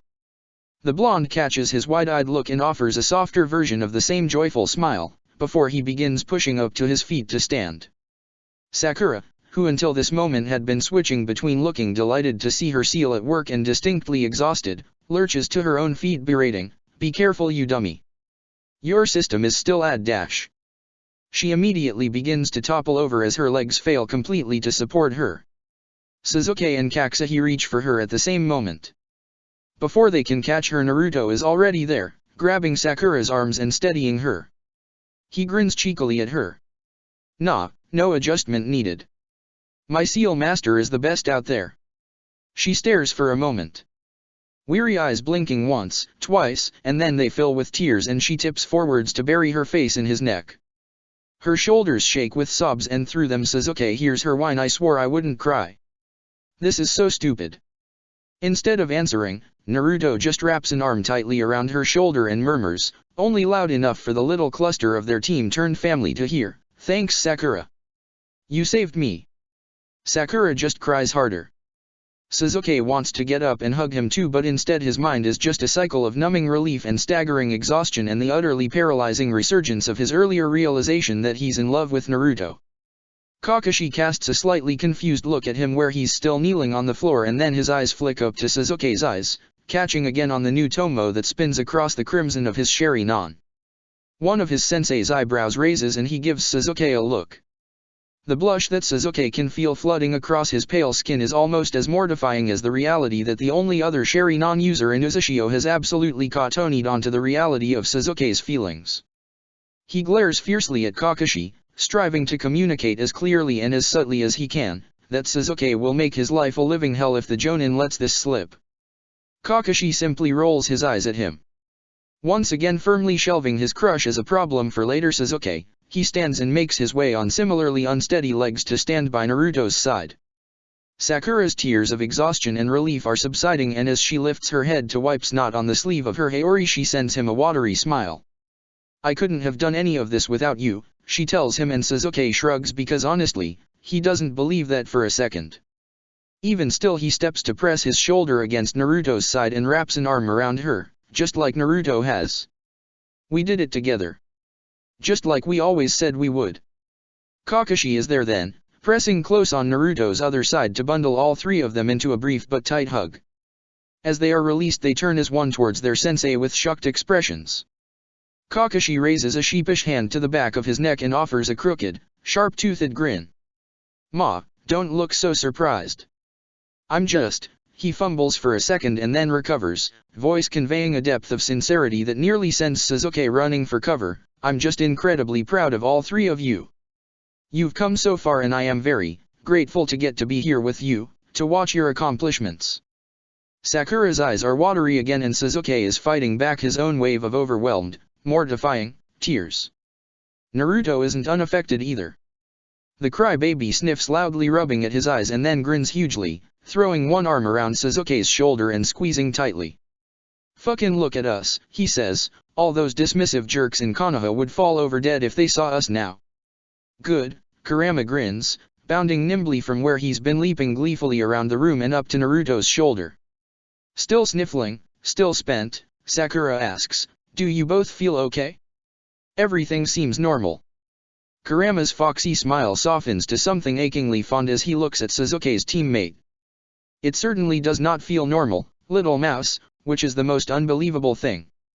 Jinchuriki seals have always been chains or cages or coffins and never." He drapes his head over Naruto's chest to settle right above his own name on the Uzumaki's chest. "Never this," he finishes, seemingly unable to find the adequate words.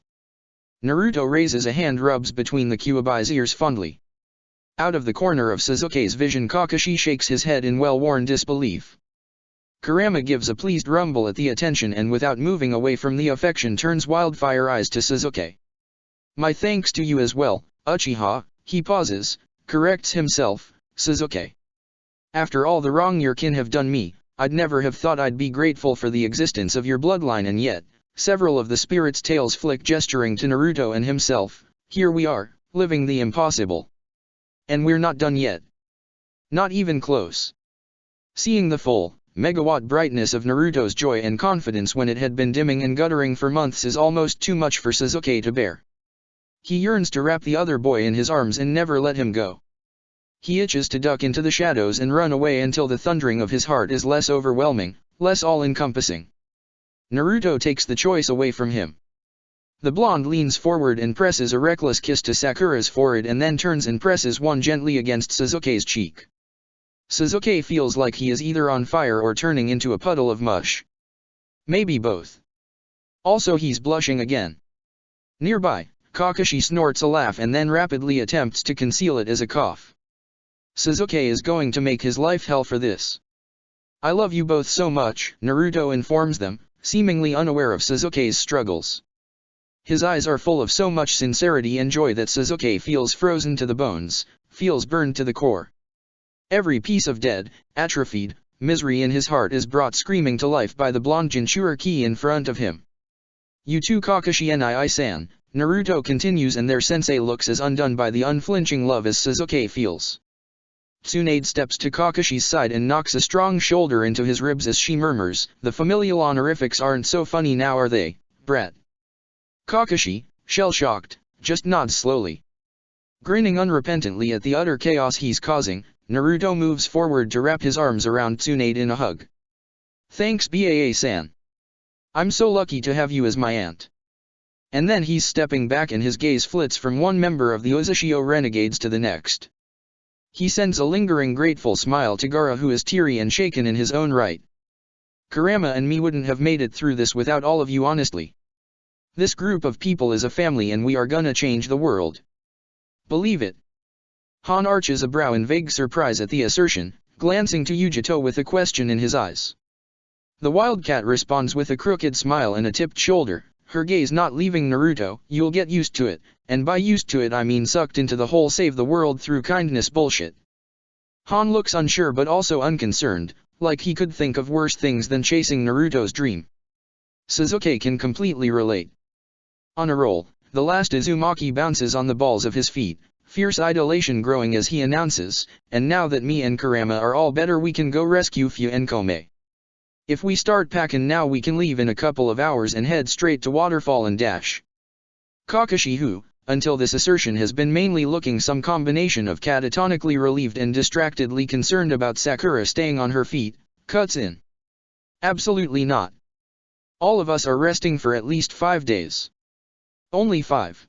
Tsunade says in disbelief from his side. No can do, sensei, Naruto chirps, unrepentant. The smile is still there, but now it's less sunshine and more bloodbath, less freedom, and more frenzy. Fear has been hidden for weeks and I haven't been able to help cause of the seal, but now. Suddenly Kurama's shade disappears from Naruto's shoulders, merging with his form again in a flash. The Nine-Tails Jinchuriki rolls his shoulders and blinks, his eyes reopening as a scarlet that blazes. Power rolls off him in waves that grow and grow and grow. The air of the cavern begins to vibrate, humming with the doubling, tripling surge of searing ember chakra. Sasuke has felt immense power before. He's watched Yujito spar against Gaara dozens of times, both of them throwing more energy at one another in single hits than he has chakra in his entire reserves. He's felt Kakashi at some of the Jonin's most deadly moments, his most razored. He's even been there time and time again when the Kyuubi brought his power to bear. This is different though. It's not just greater. Not just more overwhelming. It's effortless. It's like Kurama and Naruto have to only think it and suddenly Sasuke can barely stand, can barely breathe. Sasuke isn't alone in his struggles. No one in the cavern is left untouched. Kakashi's Sharingan begins to spin in a panicked wheel seemingly without his say-so, and Sakura grabs his arm, swaying weakly on her feet. Tsunade lets out a strangled curse and Shizune stumbles backwards in terror. Even the other Jinchuriki are affected, their own auras rising in response to Naruto's, flickering stars trying to outlast the encroach of dawn. We can take them. Naruto says, and his voice sings with chakra, burns with the crack of wildfire, howls with the whirl of storm wind. No one can stop us anymore. No one can hurt the people we love because we won't let them.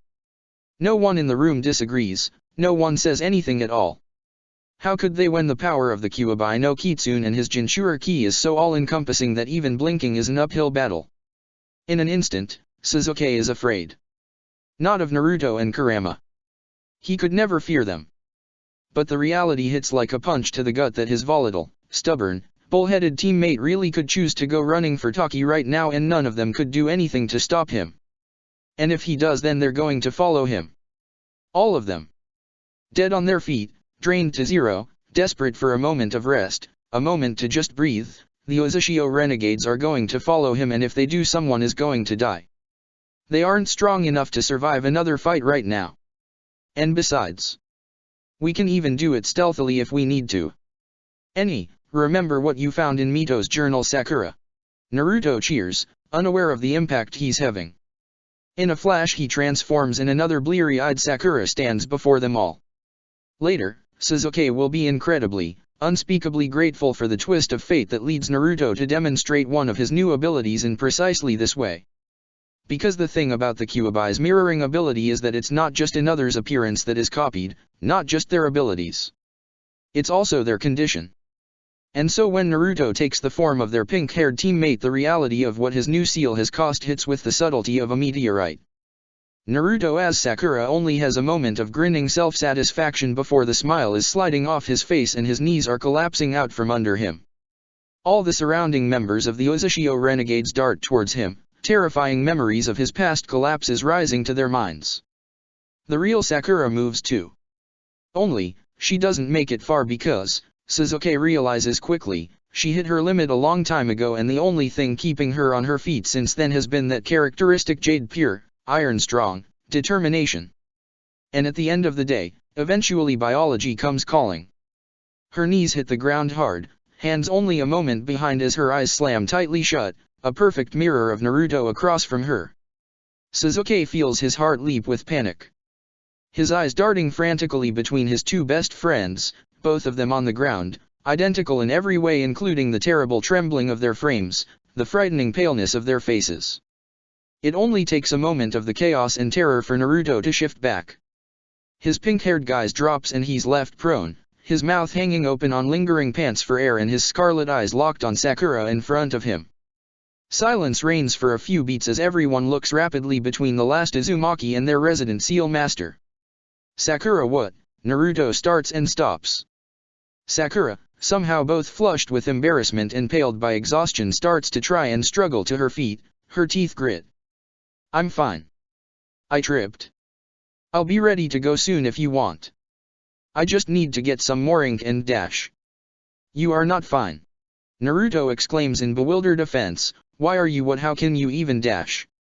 He flounders again, staring at her before looking over to Sasuke, begging silently for assistance as he gestures at the entirety of their pink-haired teammate. She's barely conscious and she didn't even tell us.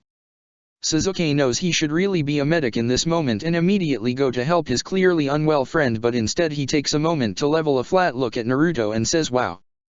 Imagine hiding how much pain you were in from your friends. Pretty stupid, huh? And then he does go to help Sakura regain her feet, pointedly ignoring Kakashi's murmur of, I really don't think any of us have rights to point fingers about that particular character flaw. Naruto hops back to his feet easily. The waves of blinding power have faded entirely, curling back into him as effortlessly as he had drawn it forth, and so has his reckless determination, his dangerous confidence. Left in its wake is a drawn look of consideration. Gone is the 13-year-old boy who was ready to throw all his shiny, new, world-breaking powers at the problem in front of him. Standing in his place is a Naruto that is a little calmer, a little more thoughtful, and in many ways, a little more dangerous. The other Jinchuriki are still watching. Yujito at Gaara's side studies the whole exchange with an unimpressed look to counter Gaara's one of concern. Han just looks confounded again. We rest. Naruto decides loudly after a moment, a wrinkle of frustration between his brows and steel in his eyes. Yotakata steps up to his side to set a comforting hand on his shoulder. We'd be no good to her like this anyway, the gentle-voiced Jinchuriki affirms. Naruto takes a long slow breath and then nods in agreement. Sasuke can still read the hesitance and frustration on his face, the desire to run headlong at the problem. He's not alone in his struggles because it's Kurama that answers Yotakata, with a rumbling, nearly petulant snarl of, as if they'd have any hope of standing against us, even worn down as we are. Yujito and Matatabi laugh at him, their voices an unsettling cadence of overlapping sharpness. Don't be an idiot, Kurama, the Two Tails hisses, just because you've got a new fancy seal doesn't mean we should get careless. Underestimating humans is what got us in this whole fucking mess more than a century ago. We're not ready to go after Taki right now. Besides, adds a high and sweet voice that Sasuke is shocked to hear coming from Han's mouth, Komei is tougher than any of us. She'll be okay for a bit longer. Han's rumbling bass returns, and that would be comical if it weren't so unbelievably strange, and her Jinchuriki may be small but she is fierce. She will also hold on. Naruto and Kurama close their eyes, drawing another steadying breath. Once upon a time, not so many months ago, Sasuke would have been incredulous to the point of downright amusement if you had told him that he and many other highly capable and dangerous shinobi would be following Naruto's lead. But here they are. Really, he couldn't tell you when that even happened. It could have been that night under the bright Uzushio stars, hearing his dream for a brighter tomorrow. It could have been the first time he extended a hand to Yujito and Gaara, welcoming them into their new home. It could have been the flight from Konoha, or even the month of carefully laid plans before. But for him personally, more than any of that, Sasuke remembers the Chunin exams. He remembers the rotting, festering bite of the curse mark and the horrid paralyzing reality of Orochimaru's words about the reality of the Uchiha massacre. He remembers being so completely utterly directionless in his rage and grief that he couldn't even see the next step, let alone the horizon. And he remembers a calloused, shaking hand, grabbing his and bright, determined eyes demanding his gaze. He hears Naruto's voice saying, "Come on. We're getting the fuck out of here and go into the Uchiha compound and we are going to figure this shit out." So really, he supposes, he's been following Naruto this whole time. The difference is that now, Naruto is learning to lead. Kakashi has a steadying arm around an exhausted Sakura again. Redirecting his attention to the group at large, he clarifies, "So we rest for a few days, get our affairs in order and then head for Taki." The collection of rogue ninja hum in agreement. "Sakura needs time to rest, I need to regain chakra, and you need more time for your shoulder to finish healing fully." Sasuke agrees. And we need to figure out what to do with Rai and Akito and the other mist refugees, Yujito says, arms crossed. Shukaku and I could use time to recover our energy stores as well, Gaara offers softly. Not to mention that Shizune and I would love the chance to actually, get the tour, maybe even unpack our bags before you go sprinting off into peril again. Tsunade grouches. And I am past due on sending an update to Irika. He's probably worried sick, Kakashi concludes. I think it is definitely the smartest strategic move if we take a few days to recuperate.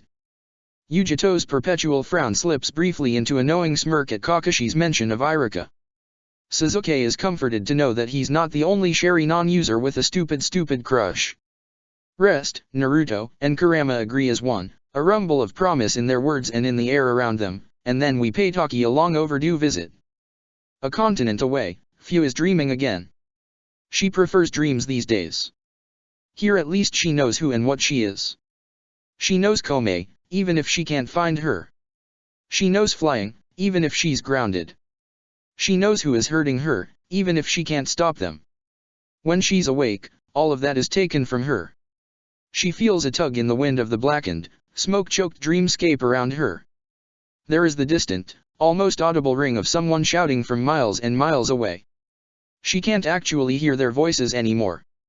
Whatever old man Senji and Shibuki and fucking Haruka have done to her seal and mind have cut her so completely from Komei and the other Jinchuriki that their silence is nearly absolute.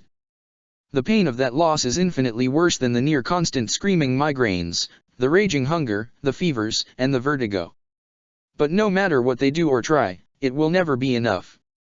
Call her an optimist, call her a fool, but as long as she's alive her tormentors cannot unmake the fact that Fu is a Jinchuriki. And so, even in the silence of the scarred, lonely, deadened landscape of her dreams, she feels the change. First she feels the scalding terror of Kurama's light flickering, guttering, nearly fading. Then she feels the aching pride and relief of his re-emergence, his rebirth. She feels something important shifts and he comes back better, brighter. She feels all their joy at this. Happy tears gather in her eyes even here, far away, alone, lost. And she knows it's silly because Fu has never spoken to Kurama, or his Jinchuriki, or any of the other Jinchuriki for that matter. But she still cares about them so much. They are hers, in a way she doesn't really understand but could never deny. After the joy comes something even more precious. It's a focused awareness. It's a call. It's a promise. She can't hear any actual words beyond the crushing stillness of her mind's isolation, can't even be sure that any of this is real and not just her slow, inevitable, slip into madness but they're coming for her. Finally. She knows it. Believes it. And even if she is actually going crazy and in reality Fu is going to die here, trapped in her own mind like a beetle in a glass jar, damn it all she's going to die with hope. The distant sound of a voice like bells rings over the barren waste of Fu's ravaged consciousness and she shouts back, shouts until her lungs ache and her throat is sore. All she can do right now is hope that her voice reaches the other half of her and beyond to the others like them. As Fu waits she repeats it to herself like a mantra. They are coming. They are coming. They are coming. Soon she won't be alone. Soon she'll be free. Chapter 44, How to Play. Following so many rules. Making so many mistakes. It keeps getting away from me. Because this life is a game I don't know how to play. So many lies and disguises, I can't tell what's fake. Rules of play, rise against. Shikamaru bumps into Genma in the hallways of Konoha General. The Jonin specific wing of the hospital is quiet. The medic nin keep it that way on purpose. Jonin tend to get edgy when they are injured and even more so when they are injured and confined somewhere indefinitely. Sudden noises aren't a great idea in that regard. The sterile white walls seem to judge his silent progress, watchful-eyed and judgmental. Or maybe that's just Shikamaru's expertly cultivated paranoia speaking. The ninja that falls into step next to him doesn't improve the feeling of looming danger, though. The Takubetsu Jonin in question gives Shikamaru a nod in greeting. Headed to see your sensei, the assassin asks, the senbon between his teeth clicking quietly on each constant. Shikamaru studies the other man out of the corner of his eye, fighting down the pulse of annoyance that tugs tight in his gut. Shikamaru does not like Genma. To be fair, he doesn't like most people, but Genma is special because Genma is a liar and a good one at that. Shikamaru was there when the Takubetsu Jonin gave his debrief of the confrontation with Team 7, after all. He knows that the other ninja wasn't entirely truthful about it, and it's been a thorn in his sandal ever since because he can't do anything about it. Shikamaru can still hear an echo of his bored drawl bouncing back from the cold stone of the interrogation unit's facilities, saying I fought the Uchiha. Naruto stayed out of the way and didn't say much. Had to back off when Tsunade showed up cause I didn't want to get my ass kicked with Reidu and Asuma out of commission. That's about it. The Nara genius knows that is not about it. Knows because of the smug flicker to Genma's eyes in that moment, the fabricated disinterest of every word that fell from his lips. He knows because, while he didn't know anything about the other man before he came stumbling back through Konoha's front gates half dragging Shikamaru's sensei behind him, he does now, and Genma is not the kind of ninja to back off. He knows because knowing things is Shikamaru's entire fucking shtick, and even still, he can't prove it. Because he won't go casting accusations based on a hunch, and because Genma is far too good at lying to give him anything that is tangible. So instead, the Takubetsu Jonin has been added to Shikamaru's ever-expanding list of pieces that are important to the board, even if he can't tell what side this particular one is on yet. With the amount of other shit demanding his attention from moment to moment, he simply doesn't have the time to prove that Genma is holding things back. He just feels it. And he hates it. Yes. He answers the other shinobi's question simply, eyes forward, suspicions buried behind his practiced apathetic facade. The sharp click of the senbon against teeth betrays Genma's grin without Shikamaru having to turn to look. His arm doing okay? Fine. The nerve damage from Kakashi's Chidori was extensive, but he should have almost his full range of movement back soon. The Takubetsu Jonin hums, sounding pleased. Good, we need Hiruzen Jr. back in the field with how things are starting to look on the borders. Shikamaru cannot stop his eyes from flicking to the side this time, shocked at the disregard bordering disrespect the other pays to the dead. While he himself has little investment in something as phony as all the carrying most of the village does about the late third, he's not fool enough to outwardly show anything less than utter respect. That's the kind of talk that gets you labeled as a traitor. Genma is watching him intently when Shikamaru's eyes flash to meet his. His gaze is alight with that same smug flicker he wore when he gave his report 2 weeks ago, and a crooked grin tugs at his lips, like there's some joke here that Shika doesn't get. Shikamaru feels his fingers twitch subconsciously towards the kunao in his thigh holster. General snaps a voice from a doorway nearby and both of them look up, tension shattering. Reidu stands leaning against the frame, arms crossed over his bandaged chest and one eyebrow raised in an unimpressed frown. Stop picking on the genius, the other Takubetsu Jonin commands, voice steely. Instantly, the smug, calculating look disappears from Genma's gaze and Shikamaru cannot tell if it, or the new bright cheer that replaces it easily as breathing, is the falsehood. How are the ribs, Rai? The other man asks, unaware or more likely unconcerned with the disquiet he's causing. Less broken than they were, is the begrudging response. It is a comfort in some ways and a discomfort in others for Shikamaru to be reminded of Reidu's side of the encounter with Team 7. On one hand, he's certain the ninja was completely honest in his recollections, that he was steadfast in including every detail his highly concussed and battered consciousness could recollect. On the other, Sakura's words haunt him even now. You're asking the wrong questions. Instead of asking who made us leave, maybe you should be considering what did. Even separated by hundreds of miles, by nearly 2 weeks of time, it's almost like she was speaking directly to him. He and the other members of his unit have gotten almost nowhere in the past 8 months. Between the pure scope of information they are trying to comb through and the rapidly growing stack of additional responsibilities given to the Team 7 retrieval squad, yeah, they haven't gotten very far in earning their name. And it's driving all of them crazy. I know we aren't looking in the right places, he wants to scream, I know there is something huge I'm missing. Something that made all this fall to pieces. Sasuke, Sakura, Naruto, and Kakashi have left a glaring hole in the life of the village, and it's been filled instead with suspicion and conflict. Umbu presence in the streets is nearly 3 times higher than it was before Team 7's defection, and missions into disputed territory take up almost half of the active shinobi reports that Shikamaru fields. The fifth Hokage gives impassioned speeches about village unity and loyalty, but never has Shikamaru had less confidence in the vast majority of his comrades. The people he trusts these days are few and far between. He still believes in his village, his Hokage, his fellow Konoha shinobi, but if push came to shove he can count the people he can count on implicitly with two hands. As he stalks away from the two assassins still chatting behind him, arriving at his sensei's hospital room, he fights down a wave of pain that the man behind the door in front of him is not one of those people.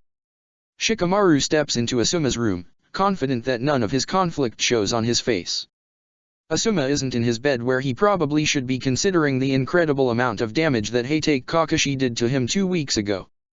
His arm, as Genma put it, was the least of the issues left in the wake of his fight.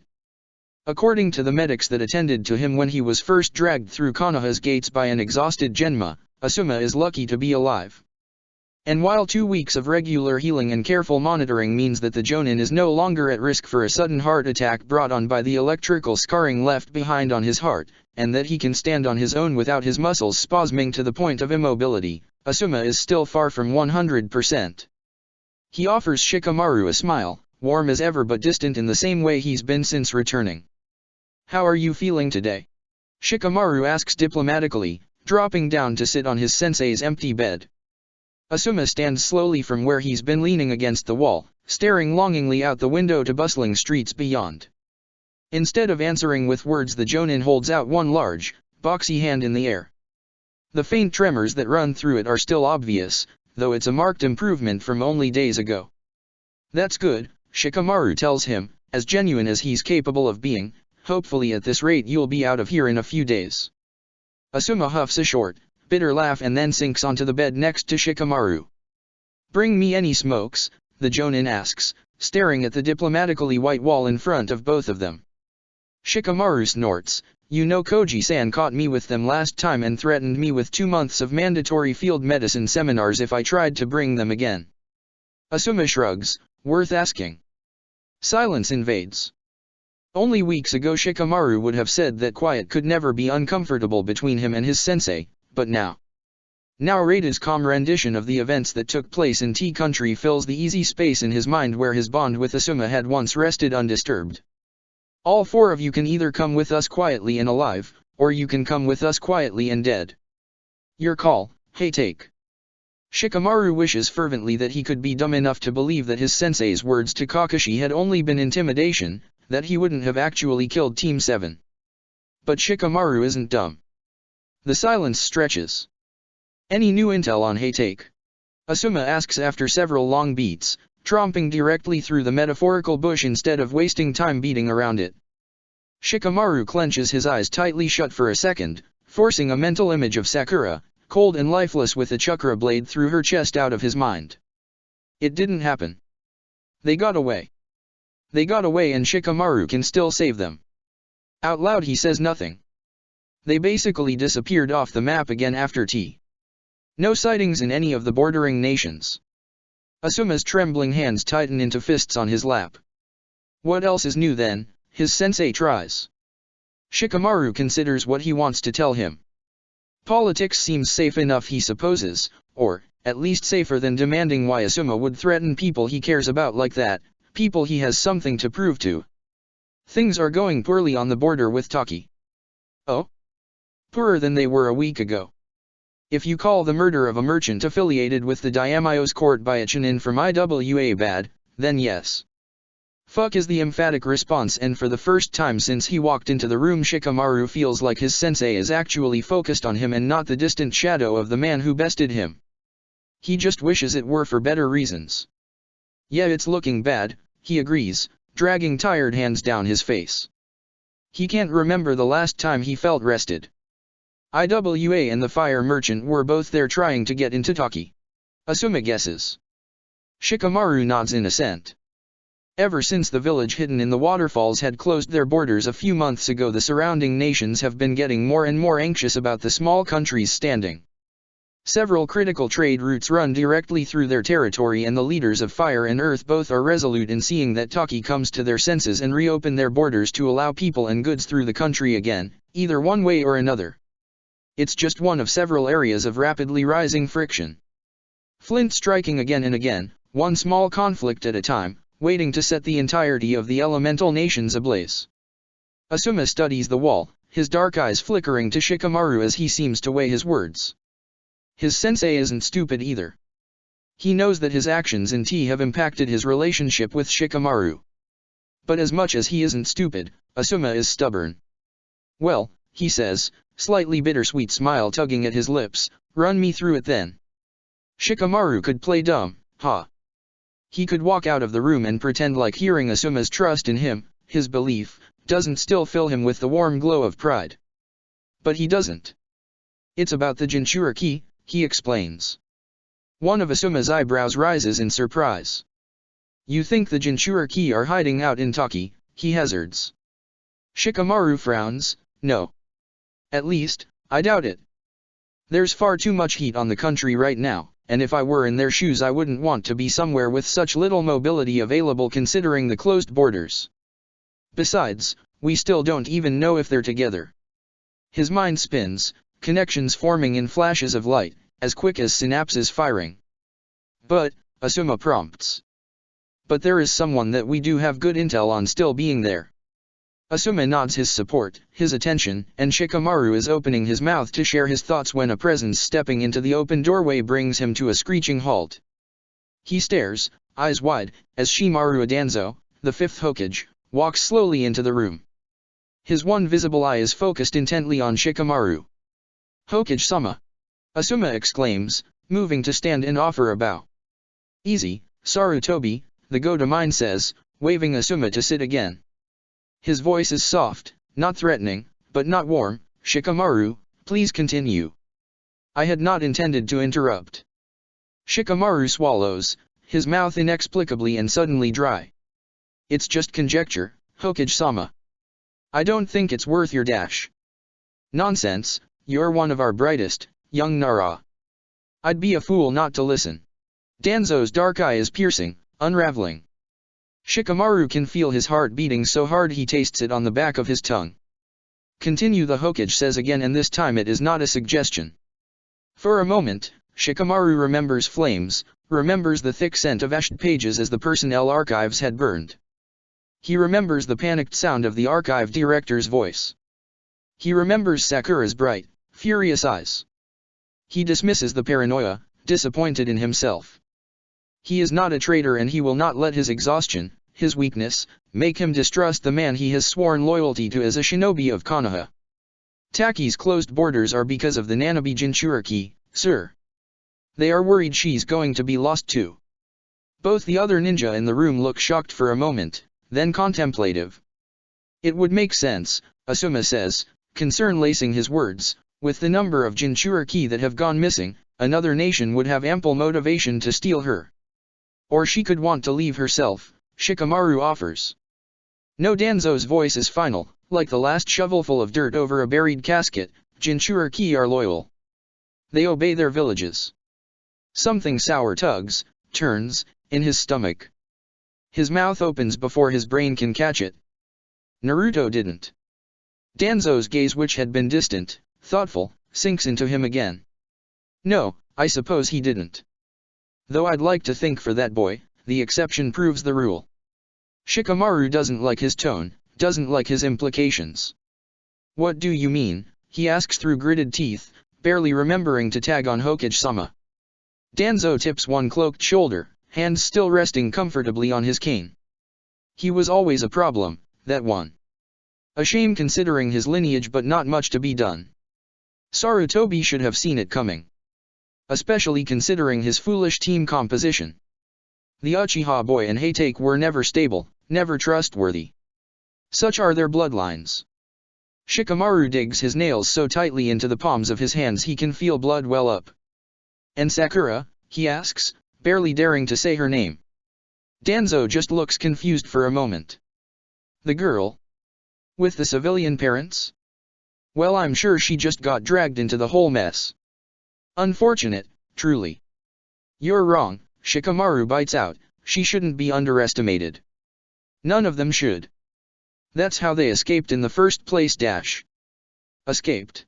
Danzo inquires and his voice is still quiet, still level, but Shikamaru feels danger crawling like spiders up his spine. Defected, he corrects himself emphatically through gritted teeth. Danzo hums in consideration. And are you any closer to finding these defected traitors, Shikamaru Nara? The heartbeat screaming in his ears sounds for a moment like the words of a comrade, of a friend, from a fateful fall morning so many months ago. I won't let them down like that.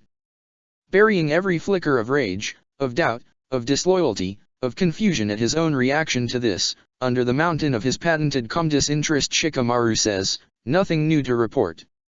And while that information is true in every sense of the word, it's a revelation of dangerous proportions to know that his answer wouldn't have changed even if he had learned something new. Danzo hums, considers.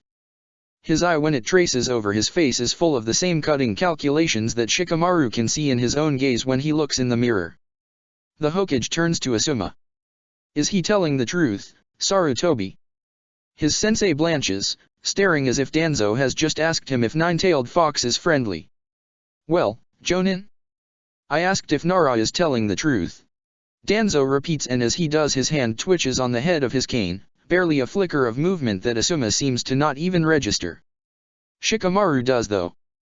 And so he knows that the answering flash of a pale, porcelain mask in the window of the hospital room is no accident. He looks away from the Umbu stationed outside his sensei's hospital room to find the Hokage size on him. Shikamaru has always been proud of his strategic mind. Always been proud of his ability to see threats before they arrive, to know his opponent before they know him. Only once before has he been wrong about who it was sitting across the board from him, what their intentions were. Now he's been wrong a second time. Danzo's eyes are nothing like Sakura's. Dark to her bright, dissecting to her calculating.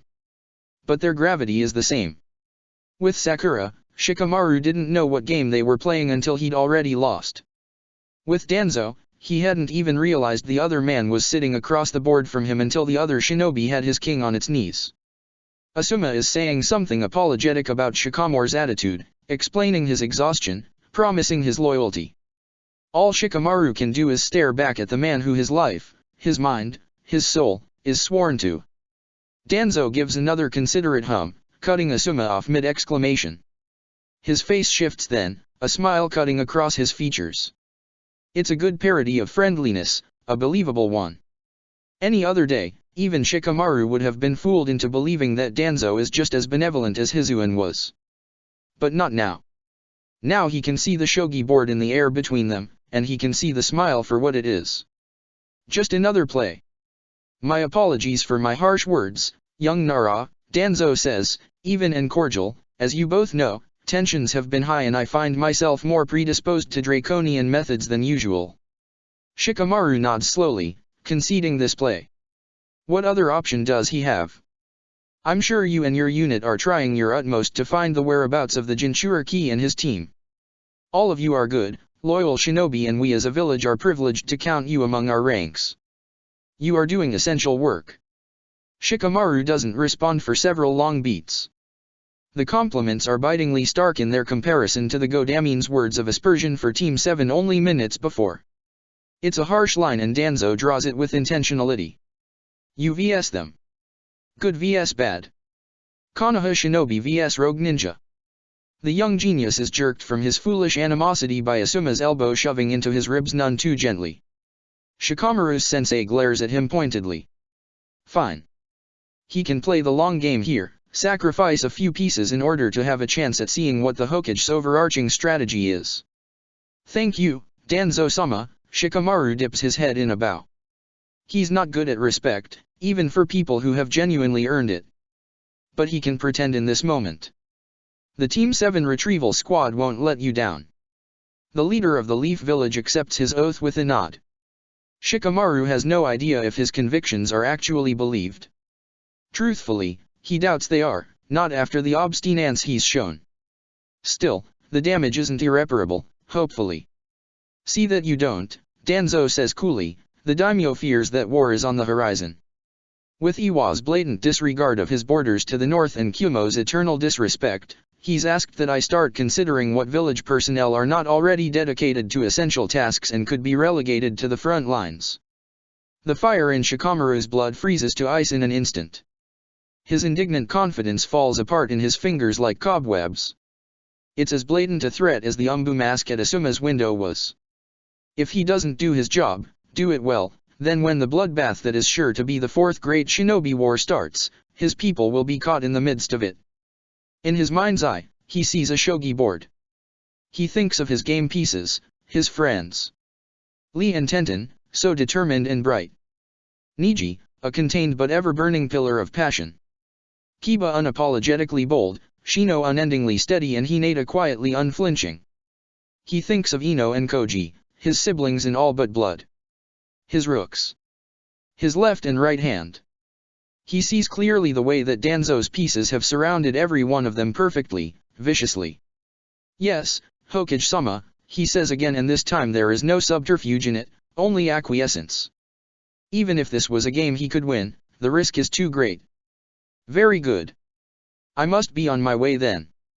Asuma, I wish you a speedy recovery. Danzo intones and his expression and manner is as controlled and precise as ever, but the smug light in his eyes is glaringly blatant to Shikamaru. The Hokage doesn't waste any more time on pleasantries, instead sweeping from the room. He leaves silence in his wake, heavier, uglier, than the one that had threatened them before his arrival. As the quiet tap, tap, tap of his cane grows fainter down the length of the hushed hallways, Asuma looks to Shikamaru. What the hell was that, kid? He asks, audibly apprehensive in a way that the Jonin so rarely is. Shikamaru thinks, distractedly, that the shake to his sensei's hands now isn't entirely due to the aftermath of his fight with Kakashi. I know you've always been stubborn, always hated people talking down to you, but you can't speak to your cage like that. Especially not after what Hatake and his team did. That's how you get Umbu knocking on your door in the middle of the night. Asuma's anger, his disappointment, isn't loud but it is jarring. I know, sensei, he tries, shaking his head in an attempt to clear away the frantic buzzing of moves and counter-moves, plans and probabilities and ploys that now swarm through his thoughts. Clearly you don't. Asuma returns sharply, and he's still not yelling, but he's no longer speaking quietly either. His rage is hot and unwelcome, a coal sitting in Shikamaru's already turning stomach. He can't be here anymore. He stands and begins to walk towards the door. I'll come check on you in a few days, sensei. Ino should be coming by tomorrow. Shikamaru, don't walk away from me right now. We need to talk about this. The 14-year-old Chunin doesn't look back at the man he once would have trusted with his life, with his disloyalty. He lets the finality of the click of the door closing behind him speak for itself. As he's walking down the oppressively quiet halls of Konoha General, his own muted footsteps the loudest thing next to his thundering heartbeat, he catalogues the nearly invisible figure of Genma Shiranui lingering in the shadows near Asuma's hospital door. Shikamaru can feel the bright heat of snooping hazel eyes locked on his back as he leaves, and when one, pointed, purposeful click of a senbon against teeth echoes down the hall, he knows that his awareness of Genma is not accidental. It's been allowed. He clenches his eyes tightly shut against the noise in his own brain. Moves and counter-moves. Lies and liars.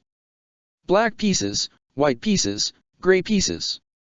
Kunao behind backs, Kunao to throats, Kunao waiting to draw blood. Good guys. Bad guys. Politics. Shikamaru has never been less sure in his life if he's capable of something. But really, what choice does he have? Chapter 45, I'll go down with you. Irika doesn't realize something is different when he opens the door to his empty flat. He doesn't realize something is different when he's unlacing his sandals or when he's hanging up his flak jacket on its old peg. He doesn't even realize something is different as he's rounding the door into the kitchen, one hand distractedly in his hair as he pulls free the tight band that had been keeping his ponytail up all day, saying, "All right Pakun, please give me the latest." Last Kakashi wrote they were on their way back to Uzushio with Tsunade and Dash. He stops mid-sentence, his mouth hanging open speechlessly and the hair tie falling from his fingers. "Yo," chirps Kakashi, who is currently leaning nonchalantly against his old kitchen table and not several hundred miles away in Uzushio where he is supposed to be. The other man looks so similar and yet so different from the last time Irika saw him nearly a year ago in the Hatake compound. He's still dressed in standard ninja clothes, but the familiar colors of Konoha are nowhere to be seen. Instead, the ocean deep blue and stormy gray of his new wardrobe blends into the shadows of Irika's dusty kitchen. More strikingly, the Jonin has no mask. "I'm dreaming," Irika announces to the room. "I've been working too hard and I fell asleep at the mission desk and I'm dreaming." Kakashi laughs, a bit nervously, as he rubs at the back of his neck. It's an achingly familiar gesture. "Sensei. I know it's a little weird seeing me without the mask, but I wouldn't say it's a nightmare." Irika doesn't let the silver-haired rogue finish, launching himself from the kitchen doorway to throw his arms around Kakashi's neck, burying his face in the other shinobi's strong shoulder. The Jonin freezes in Irika's embrace, and for a second the Konoha schoolteacher is terrified he's miscalculated, that Kakashi is going to pull away or disappear or laugh at him, and then Kakashi is hugging him back, lean strong arms coming up to wrap fiercely around Irika's lower back as the taller man presses his face against Irika's hair. He squeezes so tightly that Irika wonders if he's not the only one afraid that the other is going to disappear from his hands. "It's good to see you, Ruka," Kakashi whispers, and Irika can feel how the Jonin's breath stirs his locks, can feel the heat of his cheeks' bare skin. He smells like sea breeze and sweat and something so uniquely Kakashi that Irika finds tears swimming to his eyes. "I missed you," he thinks. Instead of saying so, instead of being selfish and making it about him, Irika takes a half step back from Kakashi's embrace and before the lanky man can say anything else, raises a still trembling hand and punches him in the shoulder as hard as he can. Kakashi's face goes from a soft fond smile to shocked betrayal in an instant. "Ouch, Irika, what the hell was that for?" he exclaims, shooting the schoolteacher a pitiful, wide-eyed pout which Irika is finding both familiar even after all these months and also significantly more effective when Kakashi's pale, angular, distinguished, handsome face is unbarred by the mask. "What are you doing here?" he hisses. "If someone is watching the apartment then It's fine, sensei." Kakashi is back to smiling at him again, eyes closed in the same sweet curve that he always would wear when the mask still covered most of his face. Now, however, the slightly crooked twist to his lips is visible too, and oh fuck is that a dimple on one of his cheeks. "Sensei." Murmurs Irika, and then realizing that he missed whatever Kakashi just said because he was too busy staring at his mouth, he flushes in scarlet mortification. "I was just saying that I already did a perimeter sweep of your apartment's block. No patrols here for the next several hours at least, so we're in the clear. Besides, I can teleport directly in and out of the city using the Sharingan now." So, one of Kakashi's eyebrows is raised and he's not quite smirking, but that little twist is back to his lips, and Irika really, truly, from the bottom of his heart, cannot handle it. He punches Kakashi in the shoulder again. Because it's that or reach up and kiss him, and they are both adult ninja attempting to successfully pull off high-level treason, so he really needs to get it together and stop thinking about how roguishly handsome the scar over Kakashi's eye makes him look. Before the Jonin can whine at him again, Irika takes a purposeful step back and points accusingly with the hope that it will distract from the fact that his face is still an absolutely horrible and unsightly scarlet. "Hey, take Kakashi, what in the God's name are you doing in my kitchen and how did you get here?" Kakashi stands in Irika's kitchen and thinks that very likely he was a horrible murderer of some kind in his past life. Or at least a different kind of horrible murder than the one he currently is. Perhaps he kicked puppies for fun. Or stole candy from babies. Literally anything that would have made him deserve the torture that is maintaining his self-control at the moment. Irika stands before him, here for the first time in more than 9 months. The school teacher's soft brown hair is longer than Kakashi has ever seen it, and it falls down loose around his shoulders in gentle waves. His eyes are the same vibrant hazel that Kakashi remembers in his tight, black undershirt, the one that accentuates his small waist and strong chest, only makes them seem brighter. And he's blushing. The prettiest, most endearing, splash of rose across his scarred nose, making the scattering of freckles that share the space pop even more than usual. Kakashi would just like to know, really, what slight he's paid to Lady Luck that she'd treat him this way. "Well?" Irika demands, gorgeous eyes flicking uneasily to the window and the darkened street beyond. "Focus, man," Kakashi commands himself. "You're one of the most capable and dangerous ninja in the world. You can look past a pretty face to effectively share the information you need to with your ally and, oh fuck, oh god." All Kakashi's thoughts fly out of his head as Irika distractedly lifts his hands to pull his hair behind his ears in a nervous tick. causing his shirt to ride up and flash a thin strip of tan, smooth skin, and a happy trail end. Kakashi! Iruka exclaims. The Jonin seems so distracted that Iruka shifts instantly from being worried about the riskiness of Kakashi being here in Konoha to worried about why he seems so out of it. With how things have been for him and the kids over the past few months, Iruka knows it could be any number of things: lingering exhaustion from the wound Asuma gave him less than a fortnight ago, disquiet over being back in the village he deserted, plain old fatigue from all he's been carrying the past 9 months, uncertainty of how to speak to Iruka after all this time. Whatever it is, Iruka needs to focus. He needs to help. His silly crush is not relevant right now. Instead he needs to determine what has made the risk of appearing in Konoha worth it to the Jonin. He reaches out determinedly and grabs Kakashi's hands, pulling the taller man behind him towards the small green couch that graces Iruka's shabby cubby of a living room. Iruka forcefully shoves away the embarrassment of having Kakashi see the ugly little apartment he spent most of his teenage years in.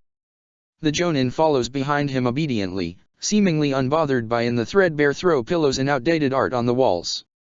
He lets Iruka direct him to sit on the squishy upholstery, his knees brushing against Iruka's. The schoolteacher leans closer, peers into Kakashi's face, closely studying the other man's expression for signs of what's wrong. "Is everything okay?" he asks after a beat of silence. What if something terrible has happened? Iruka worries. Obviously it can't be too dire because Kakashi is here and not off burning down entire villages like he would be if one of the kids or other Jinchuriki got badly hurt or worse, but that doesn't mean that something hasn't gone wrong. Kakashi seems to struggle for a moment before answering, his eyes tracing over Iruka's face and a wrinkle of fierce consideration between his brows. Iruka's worry grows. Kakashi sighs once, long and deeply. He lifts his free hand and rubs it fiercely over his face. The gesture reminds Iruka immediately that he is still holding Kakashi's other hand. He releases his grip instantly, cursing himself for the new flush of embarrassment that he can feel coloring his cheeks. Kakashi sighs again. Louder. After a tense beat and with a voice that sounds strained, the other ninja finally says, "Yes, it's fine, sensei. It's actually better than fine. That's why I'm here. I didn't want to leave Pakun to deliver the good news." Good news. Iruka ponders and then, thinking rapidly over what he knows of Team 7's recent misadventures and goals, he gasps, "The seal." Kakashi grins at his deductions, and this time the smile is wide and bright and Iruka can see his teeth for the first time, and oh, it is such a weird thing to get hung up on, but the silver-haired Jonin has slightly pointed canines, like the Inyazuka, and they suit him so well, and both colors of his eyes seem somehow brighter when he smiles like that. And yes, the 8 trigrams is gone, and with it all of Naruto and Kurama's illness. With a few days to recover they should be completely healed up, and even more incredibly, they should both be able to move freely within the seal. Sakura has done something unheard of with her new seal. She's given them freedom. He looks Iruka square in the eyes and with all the gravity that the statement deserves says, "Naruto is going to be okay." Iruka is so proud, so relieved, he could cry. Scratch that, Iruka is actively crying. Kakashi's expression shifts immediately from genuine to panicked as the Jonin takes in Iruka's rapidly tear-filling eyes. It's fine, Iruka promises, waving his concern away with a damp smile. "I'm just so happy. I've been worried sick about Naruto and all of you, and to hear that he'll be okay and to see you and dash." He's rambling. And still sniffling.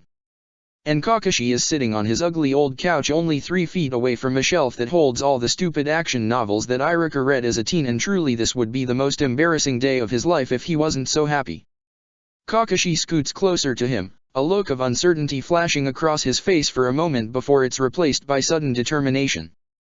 Iruka can't help but jump in surprise as the other man reaches forward to wrap his calloused hands around Iruka's, holding them tightly. He opens his mouth and then closes it, seems to think for a moment and then offers tentatively, "I know I can't stay for too long, but the other reason I came in person is, well..." His fingers tighten around Iruka's, squeezing tightly and yet still somehow gentle, as if he's afraid of hurting him. "Yes." Iruka prompts gently, still sniffling slightly. "Do you want to come back with me? To Uzushio?" The breath stalls in Iruka's lungs. His racing thoughts screech to a standstill. "You mean, now, he manages after several long beats. Kakashi nods, his bichromatic eyes searching Iruka's face. But Konoha and the other villages are still looking for you. Iruka exclaims, and he wants to gesture to emphasize his point, but he really doesn't want Kakashi to let go of his hands, so instead he just leans closer, face only inches away from the copy nins. You all still need me here, passing on information, keeping an ear to the ground so that you'll have enough warning if anyone starts to come after you. Kakashi seems distracted again, his eyes keep shifting from Iruka's, and he'd swear the other man was glancing at his lips, but really, he's 23 and well beyond such daydreaming. After several beats too long, Kakashi says, but the longer you're here the higher the risk is of you getting caught. I mean, the kids are worried about you. Iruka rolls his eyes at that. Count Kakashi to still be wasting energy worrying about him when he has an entire band of rogue ninja in far greater peril that he should be focusing on. I'm fine, Kakashi. The interrogation unit cleared me of suspicion months ago, and since I moved in with Genma no one has bothered me. A dangerous light crackles to life in Kakashi's eyes at that. People were bothering you before? Oops, Iruka thinks.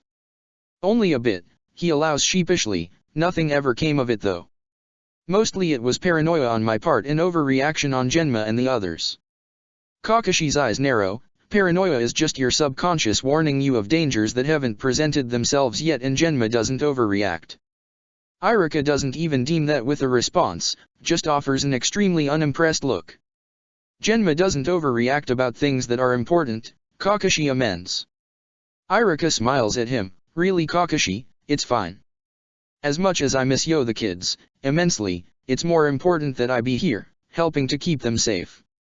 Kakashi sighs, squeezing Iruka's hands tightly between his own. The schoolteacher can see the conflict raging behind his eyes, the desire to argue further. Iruka prepares to dig his feet in. He will not back out of his mission. He refuses to be that selfish. He refuses to put Naruto and Kakashi and all the others at greater risk when he could be doing something to help. Instead of pressing further, Kakashi sighs and then nods once. Well, if I can't convince you to leave with me, I have at least an hour before I can use Kamui again to get far enough outside the village's border. Would you like to hear about the kids and Uzushio? He looks so hopeful. He looks like maybe Iruka will say no and leave him here alone. Stupid Jonin, Iruka thinks softly, as if there is anywhere in Konoha I'd rather be right now. Aloud he just says, please. Tell me as much as you can while you're here. I want to hear all of it. And Kakashi does, crooked smile flashing as he recounts each new adventure, each new triumph. He talks about the home they are slowly building in the ruins of Whirlpool and the allies they are slowly gathering to their side. He describes sunrises training the kids and late nights drinking with Kumo's former wildcat. He sounds happy, and he doesn't once let go of Iruka's hands. Iruka sits and listens. His heart is full of bittersweet longing as he's reminded with every word, every breath, exactly what he is protecting. Exactly what he is willing to risk everything for. Check the description for the links to the author.